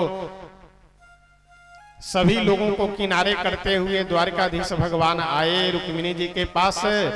रुक्मिणी जी का हाथ पकड़े, लेकर के गए, अपने रथ में बैठाए और बैठा करके जब चलने लगे तो जो सैनिक रुक्मिणी जी के सुरक्षा के लिए आए हुए थे वे सैनिक आपस में विचार करने लगे और बोले कि देखो यह जो रथ है, जिस रथ पे राजकुमारी रुक्मिणी जी बैठ करके जा रही हैं, ये रथ कितना सुंदर है। दूसरा सैनिक बोला कि तुम भी कमाल की बात करते हो, अरे तुम रथ देखने के चक्कर में पड़े हुए हो, रथ पे बैठे हुए जो दुल्हा दुल्हन है उन्हें देखो कितने सुंदर हैं। दुल्हा बढ़िया श्याम वर्ण के हैं और दुल्हन बढ़िया गौर वर्ण की हैं। कोई कुछ बोल रहा है। जब द्वारिकाधीश भगवान रुक्मिणी जी को लेकर के आगे बढ़ गए तो ये सैनिक लोग आपस में विचार किए कि भाई हम लोग यहाँ काहे के लिए खड़े थे। तब पता चला कि अरे जिन्हें हरण कर करके वो लेकर के जा रहे हैं, जिन रुक्मिणी जी को, उन्हीं रुक्मिणी जी की रक्षा के लिए हम लोग यहाँ खड़े थे। अब धरो पकड़ो, तब तक भगवान लेकर के आगे बढ़ गए। जैसे ही आगे बढ़े इधर शिशुपाल, रुक्मी, जरासंध आदि जितने भी थे यह सब रुको रुको, धरो, मारो, पकड़ो करते हुए अपने अपने रथ पे, घोड़े पे बैठ करके श्री द्वारकाधीश भगवान का पीछा करने लगे। रास्ते में श्री द्वारकाधीश भगवान रुक्मी को बंधक बनाए और बंधक बना करके रस्सियों में बांध कर करके अपने रथ के पीछे वाले हिस्से में डाले और डाल करके लेकर के चल दिए। जब आगे बढ़े तो उधर से नारायणी सेना लेकर के श्री बलराम जी महाराज आते हुए दिख गए। अब बलराम जी को देख करके श्री द्वारकाधीश भगवान अपना मस्तक नीचे झुकाए और रुक्मिणी जी से बोले कि देवी जा करके इन्हें प्रणाम करो, ये हमारे बड़े भाई हैं, माता पिता के समान हैं। अगर यह विवाह के लिए हाँ कर देंगे तब तो मैं विवाह कर पाऊंगा, अगर कहीं यह विवाह कैंसिल किए तो समझ लो कि विवाह फिर कैंसिल, फिर हम कर नहीं पाएंगे। रुक्मिणी जी मुस्कुराते हुए गई, जा करके श्री बलराम जी के चरणों में दाऊ भैया को प्रणाम के। बलराम जी समझ गए कि बात क्या है। कन्हैया से बोले कि कन्हैया बहू को लेकर के चलो द्वारिकापुरी, के पीछे से जो शिशुपाल आदि राक्षस आ रहे हैं ललकारते हुए, थोड़ा इनसे हम निपट करके द्वारिकापुरी आ रहे हैं, वहां इकट्ठे बहू को हम आशीर्वाद देंगे और तुम्हें भी आशीर्वाद देंगे। पहले चलो, पहले हम इन सबसे निपट करके आते हैं। श्री द्वारकाधीश भगवान रुक्मिणी जी को लेकर के द्वारकापुरी पहुंचे और इधर श्री बलराम जी महाराज शिशुपाल जरासंध आदि दैत्यों से राजाओं से लड़ भीड़ करके कुछ तो भाग करके अपना प्राण बचाए और कुछ का बलराम जी राम नाम सत्य किए। यह सब प्रसंग भागवतकार बड़े ही आनंद के साथ में वर्णन करते हैं। और ये झांकी की भी व्यवस्था है क्या? तो अब प्रारंभ करवाइए। समय भी अधिक हो रहा है तो इसलिए अब जल्दी से आगे बढ़ेंगे। और श्रीमद् भागवतकार बड़ा ही सुंदर वर्णन करते हुए कह रहे हैं। अच्छा देखिए, बलराम जी युद्ध करते हैं तो युद्ध में गदा कभी कभी प्रयोग करते हैं, गदा का कभी कभी प्रयोग करते हैं, लेकिन हल और मुसल बलराम जी का मुख्य आयुध है। यानी मुख्य अस्त्र शस्त्र क्या है? हल और मुसल। मुसल यानी जो कूटने वाला होता था वह मुसल, और हल यानी हल। तो क्या करते हैं कि हल से जिसे अगर मारना हुआ हल से पकड़े और मुसल से एक मुसल ऊपर से दिए, सो राम नाम सत्य। न तलवार चलाना न गदा चलाना। श्री बलराम जी कुछ का तो निपटाए और कुछ भाग करके अपना प्राण बचाए। यह सब प्रसंग भागवतकार बड़े ही सुंदर प्रकार से वर्णन करते हैं और बड़े ही आनंद के साथ द्वारिकावासी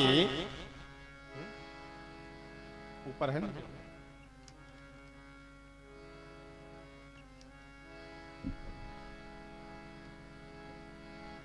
श्री द्वारिकावासी बड़े ही आनंद मंगल में भर करके श्री द्वारिकाधीश भगवान और रुक्मिणी मैया का बड़े ही सुंदर साज सजावट के साथ श्री द्वारिकापुरी को सजा करके और विवाह महामहोत्सव मनाते हैं।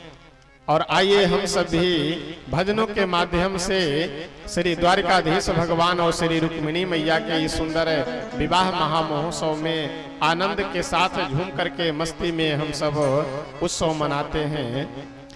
श्री द्वारिकाधीश भगवान की जय, श्री रुक्मिणी मैया की जय। हमारे व्यास जी आप सबको भजन श्रवण कराएंगे।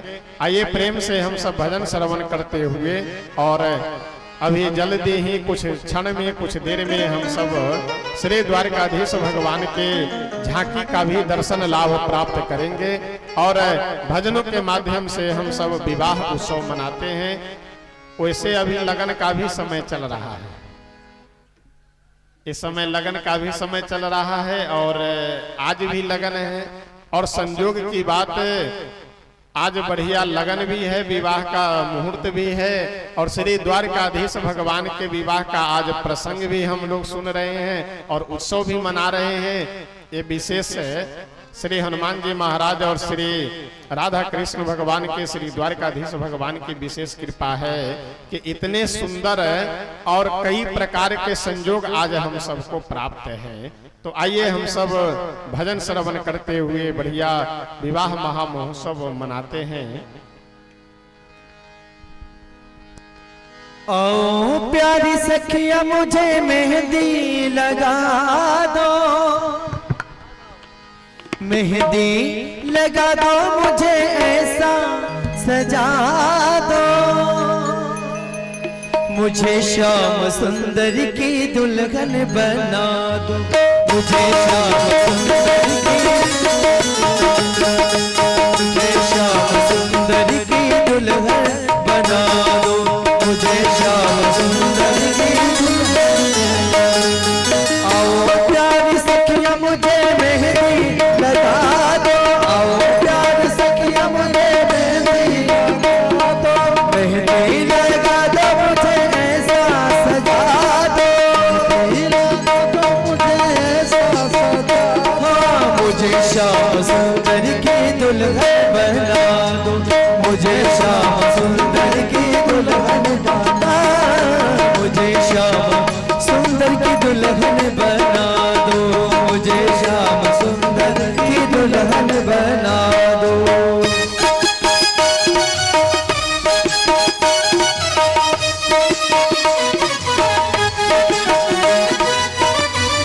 जय हो।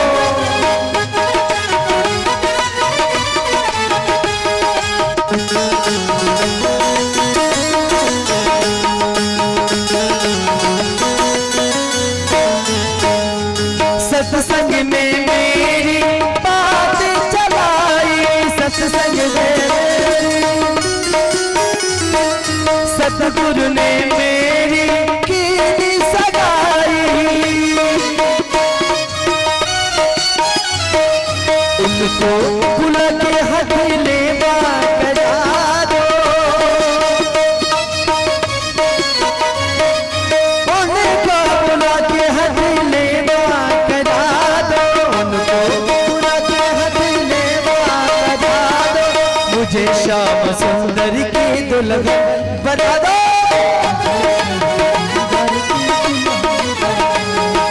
मुझे श्याम सुंदर की दुल्हन बना दो, मुझे श्याम सुंदर की दुल्हन। मेरे सरकार का दीदार बड़ा प्यारा है, मेरे सरकार का दीदार बड़ा प्यारा है, कृष्ण बड़ा प्यारा, गोपाल बड़ा प्यारा है, कृष्ण बड़ा प्यारा, गोपाल बड़ा प्यारा है।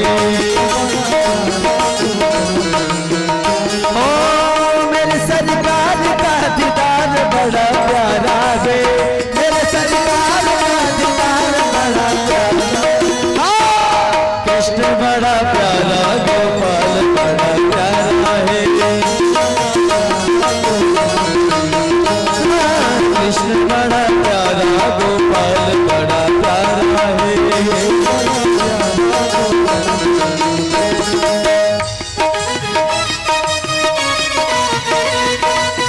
तालियों के साथ कोई सेवा करते हुए ताली भी बजाते रहे। जय हो।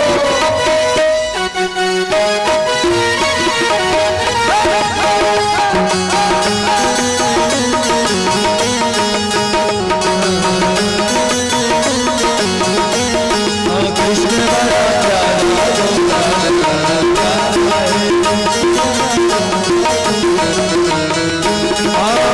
तेरे नैने कपिले, तेरे नैने कपिले, मोटे मोटे रसीले, मोटे मोटे रसीले, दिल को छीन लिया तेरी सुंदर हसीने, दिल को छीन लिया, ओ दिल को छीन लिया तेरी सुंदर हसीने, दिल को छीन लिया तेरी, ओ तेरी अखियों में लगा कजरा बड़ा प्यारा है, तेरी अखियों में लगा कजरा बड़ा प्यारा है, कृष्ण बड़ा प्यारा, गोपाल बड़ा प्यारा है,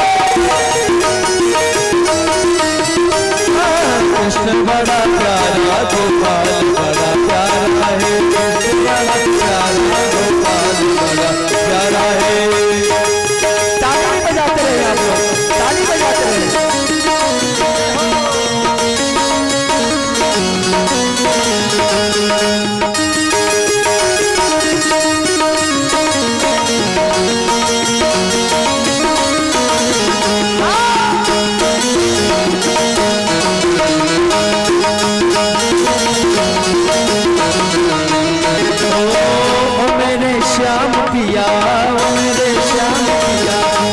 दिल में तुमको दिया, तेरी प्यारी सूरत ने मुझे दीवाना किया, मुझे दीवाना किया। तेरे हृदय में मेरा प्रेम बड़ा प्यारा है, मेरे हृदय में मेरा प्रेम बड़ा प्यारा है। हाँ, ऐसे नहीं, थोड़ा ऐसा लगे कि आप भगवान के बारात में हैं। थोड़ा हाथ उठाइए, ताली बजाइए, झूमने आए हैं, झूमिए। थोड़ा सा आवाज उठा बढ़ाओ भैया, थोड़ा सा और बॉक्स में, और ताली बजा के गाइए कि कृष्ण बड़ा प्यारा, गोपाल बड़ा प्यारा है, गोपाल बड़ा प्यारा, कृष्ण बड़ा प्यारा, गोपाल बड़ा प्यारा, कृष्ण बड़ा प्यारा, गोपाल बड़ा। हो मेरे सरकार का दीदार बड़ा प्यारा है, मेरे सरकार का, मेरे सरकार का दीदार बड़ा प्यारा है, प्यारा है। इधर भी बाराती लोग हैं, ऐसा लग रहा है कि आप ही बाराती हैं। आप तो ऐसे शर्मा रहे हैं, माताओं से भी ज्यादा शर्मा रहे हैं। इधर से आवाज भी नहीं आ रही, थोड़ा ताली बजा के नाचिए। कृष्ण बड़ा प्यारा, गोपाल बड़ा प्यारा है, गोपाल बड़ा प्यारा, कृष्ण बड़ा प्यारा, गोपाल बड़ा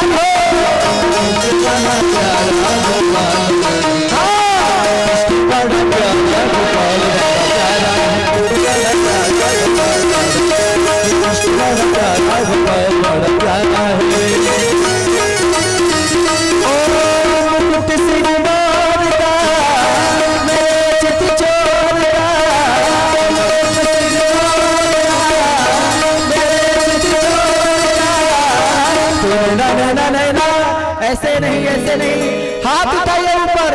जो जितना ऊपर हाथ उठाएगा वो उतना ऊपर जाएगा जल्दी, यानी प्रोग्रेस के रास्ते। हाथ उठाइए, ऊपर जाना है तो माने बढ़ोतरी में, धन दौलत में। हाथ उठाइए इधर से भी, और ताली बजनी चाहिए।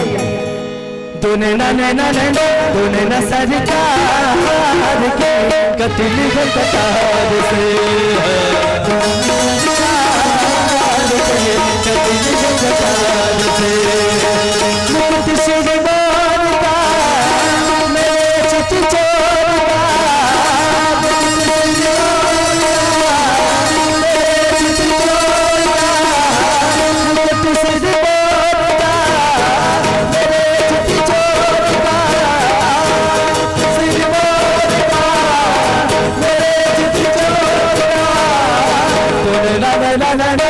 बस ताली नहीं बजाना है, डांस भी करना है, और जोर से।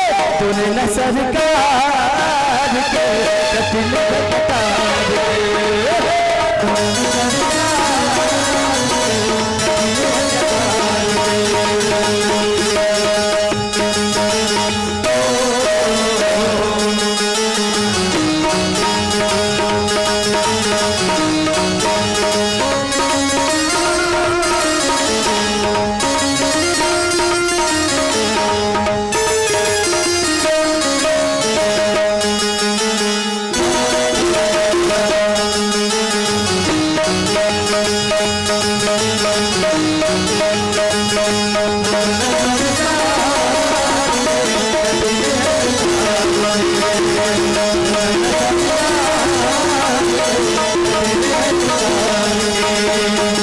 कमल न जाए तेरे नैनों को देख के, कमल न जाए तेरे नैनों को देख के, कमल न जाए तेरे नैनों को देख के, कमल न जाए नैनों को देख के। हो भोली घटाए तेरे सजने की रेख के,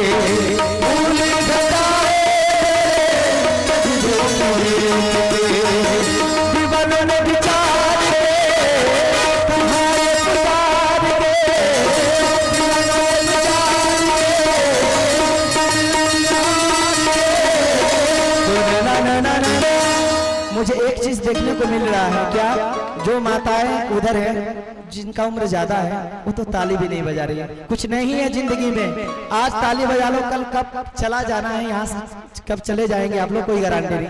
आज तो ताली बजा लो, भगवान का विवाह है। कैमरे के पास में जो आप लोग खड़े हैं बगल हो जाइए, हाँ, कैमरे से अलग रहिए ना, कैमरे से साइड हो जाइए और कैमरे से साइड हो कैमरे के जाइए। पास से अलग रहिए सब लोग जो है। देखिए ये अवसर है, ये अवसर बार बार नहीं आता, इसलिए आप लोग थोड़ा सा दूरी बना करके सब लोग झूमे। दोनों न सरकार के कटिल के कटार से, दोनों न सरकार के कटिल के कटार से।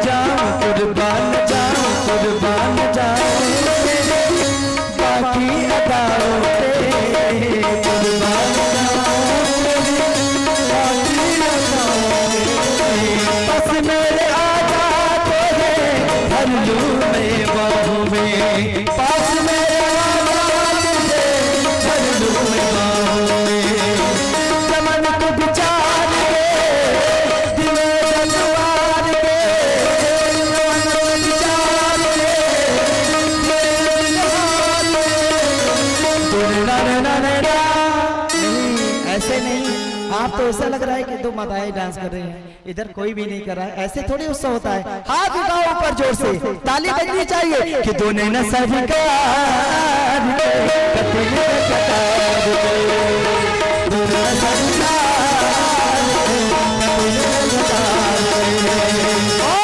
वृंदावन जाऊंगी सखी, वृंदावन जाऊंगी,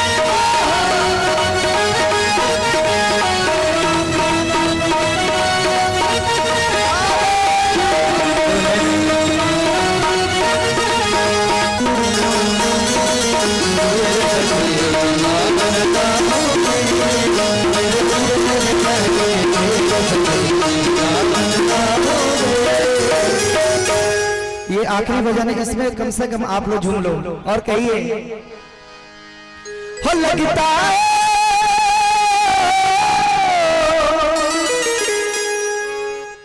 आज मुझे लगता है कि ब्रह्मा की शादी है।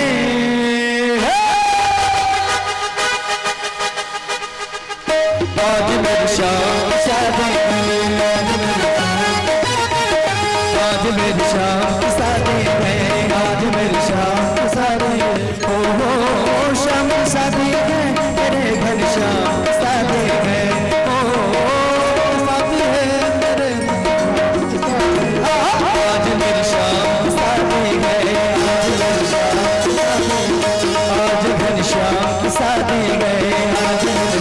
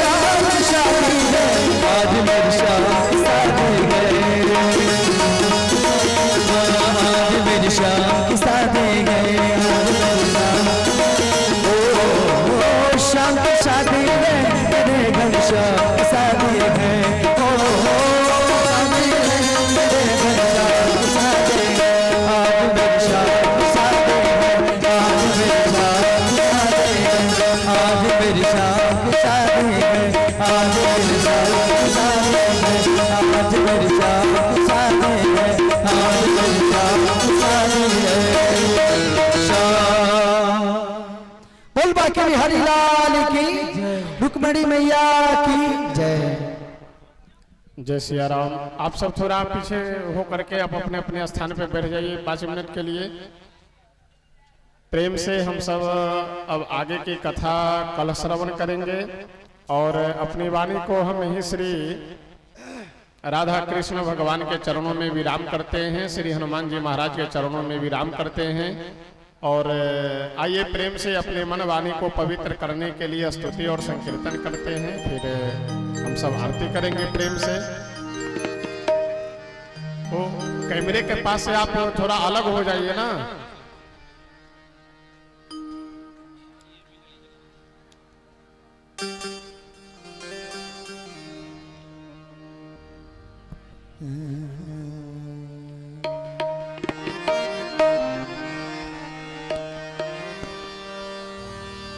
शरण में आए हैं हम तुम्हारी, दया करो हे दयालु भगवन।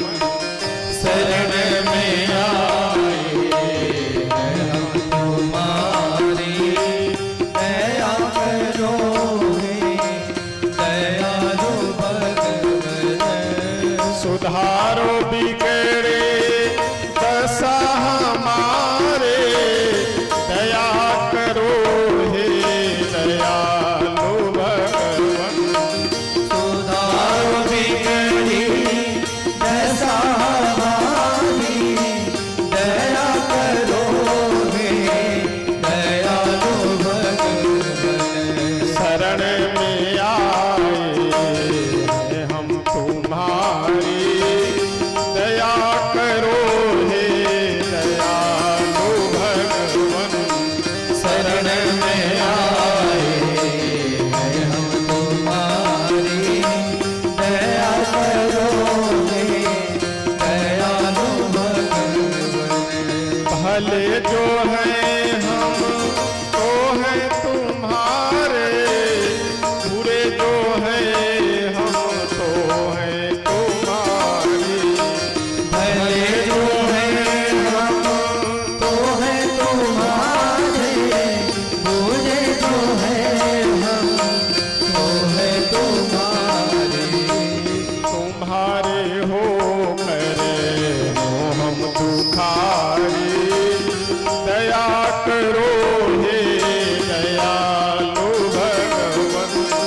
तुम्हारे हो करे हम दुखारी, दया करो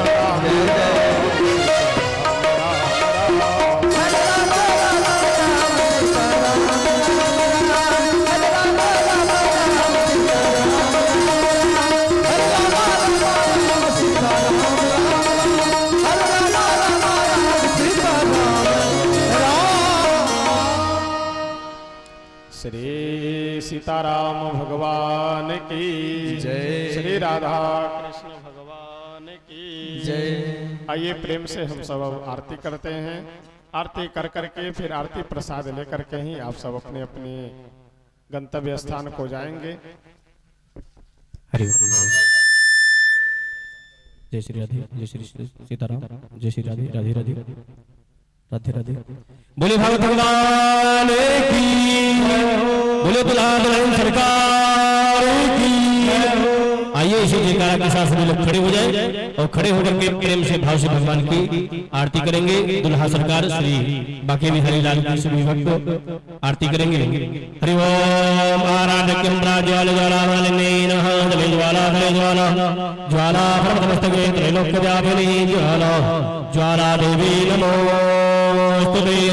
हरे कर्मा इदं हरे प्रजानानाम् अस्तोदासाभिरग्गुं सर्वगणग्गुं सुस्थाय आराधने प्रजा सानि वासो सानि लोकासन्यवायासानि अग्नेः प्रजां बाहुलां करोत्वन्नं पयोरेतो अस्मासु दत्तो।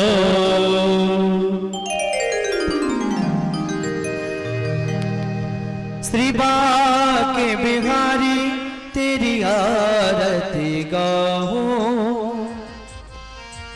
आरती गाओ प्यारे आपको रिझाओ प्यारे हो। बाके बिहारी तेरी आरती गाओ, आरती गाओ प्यारे आपको रिझाओ।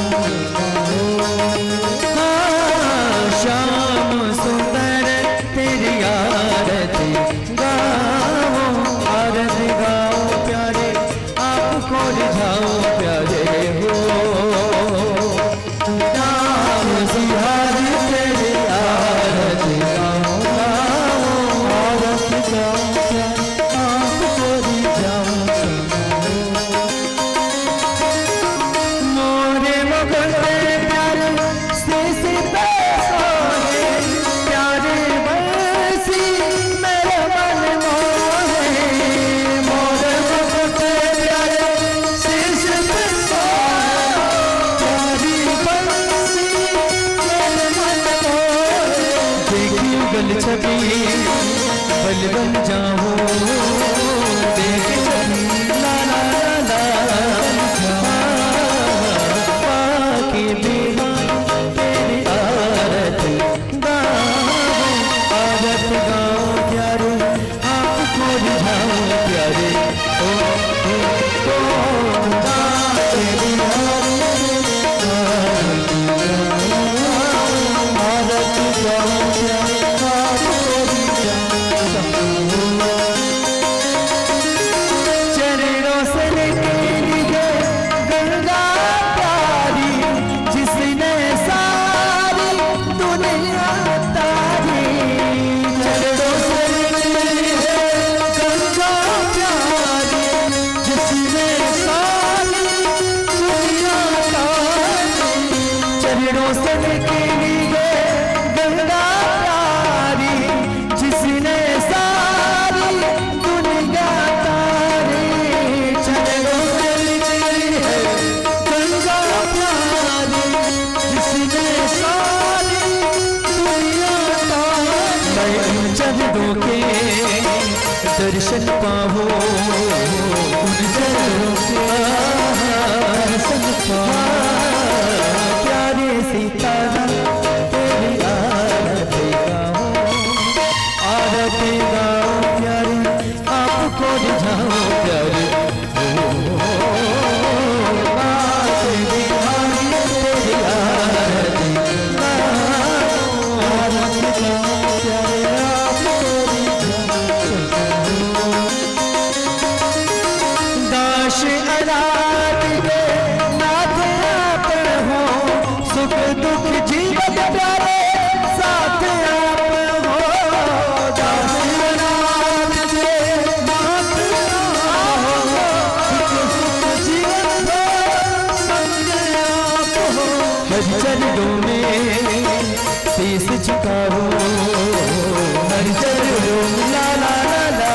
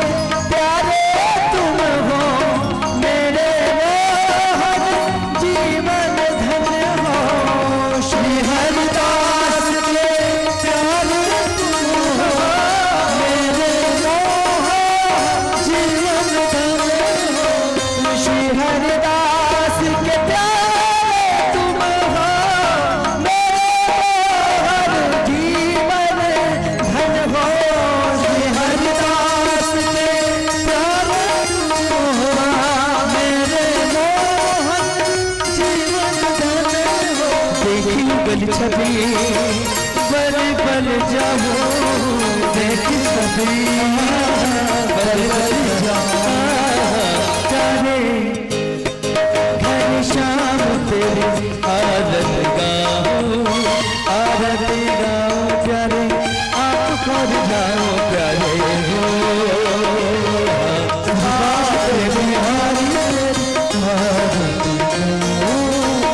आरत गाओ प्यारे आप खोज जाओ बाके बिहारी तेरी आरत गाओ प्यारे आप खोज जाओ प्यारे हो बाके बिहारी तेरी आरत गाओ प्यारे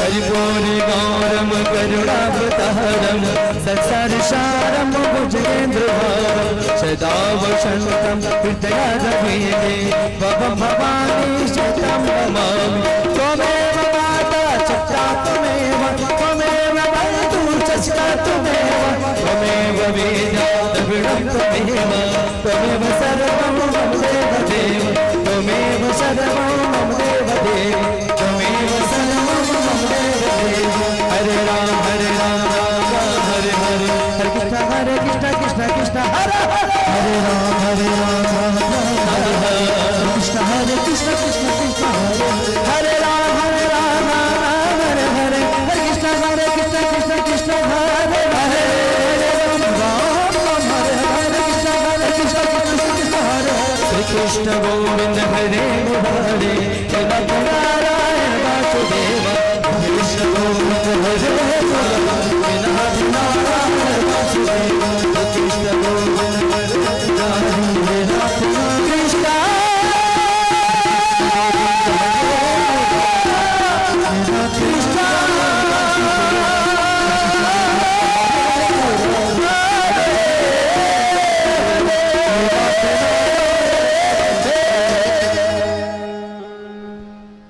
हरि ओम देव शांति शांति देवी शांति राम शांति रोहलयः शांति वनस्पतयः शांति श्रीदेवः शांति शांति सर्वं शांति शांति शांति शांति शांति ओम शीतले तंगणः शीतले तंगणः शीतले तंगणः शीतलाय नमो नमः आराधकं समर्पयामि जलेन शीतलीकरणं पुष्पै देवाभिवन्दनं हरि ओम मामेन देवास्तानि धर्माणि परमान्यासन्नादेहनाकं महिमानः सचन्द्रपूर्वेशाभ्याः शान्तिदेवाः हरि ओम नाभिषमादो आहोरोदाभिषमादसपादो सम्माहुव्यं भवतिशं पादरैर्यावप्पोमि जानय देव एवः हरि ओम एकरन्नाय विद्महे वक्रतुण्डाय धीमहि तन्नो प्रचोदयात् हरि ओम शुभाय विद्महे कामकालिन्ये धीमहि तन्नो प्रचोदयात् हरि ओम नन्दनन्दनाय विद्महे यशोदानन्दनाय धीमहि तन्नो कृष्णः प्रचोदयात् हरि ओम वृषभानुजाय विद्महे कृष्णप्रियाय धीमहि तन्नो रामः प्रचोदयात् इन्दिगाभ्यगुणजं भगवागणाब्जै पौर्णागजारिवरवीररशाय पुष्पै वेलाप्रभालनशीतलमञ्जरीभिः ताम्बोजयामि जगदीश्वर मे प्रसीद नानाशुगन्धपुष्पाणि यथागानो भवानिजां पुष्पाञ्जलिर्मयानन्द गृहाण परमेश्वर अंजलि मेले कर सुमरामन में श्रद्धा पुष्पांजलि अर्पण करो मेरे देव करो शुभिगान ओम भगवता प्राणप्रसतमाय नमः श्री सीतारामाभ्यां नमः हनुमते नमः व्यासाय नमः व्यासपीठाय नमः चरणकमलेशवनंद गोकी पुष्पांजलिं समर्पयामि नमस्करोमि प्रणमामि हरि ओम पूर्णमदः पूर्णमिदं पूर्णात् पूर्णमुदच्यते पूर्णस्य पूर्णमादाय पूर्णमेवावशिष्यते ओम भगवता प्राणप्रसतमाय नमः बोले भागवत भगवान की जय श्री देव महाराज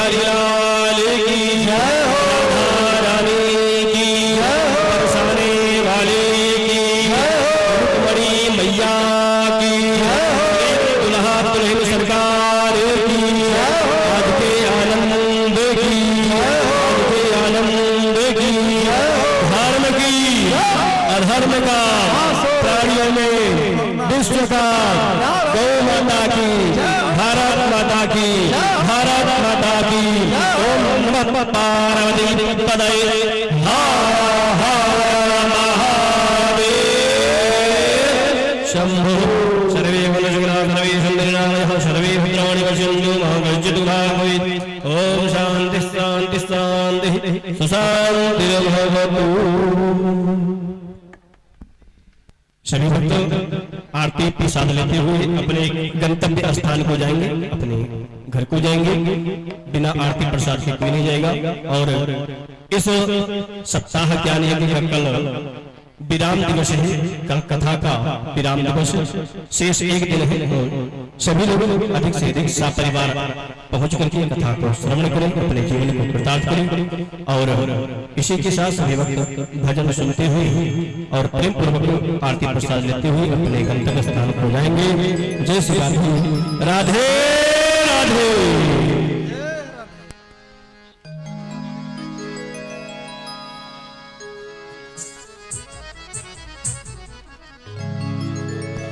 तुम्हें क्या बताओ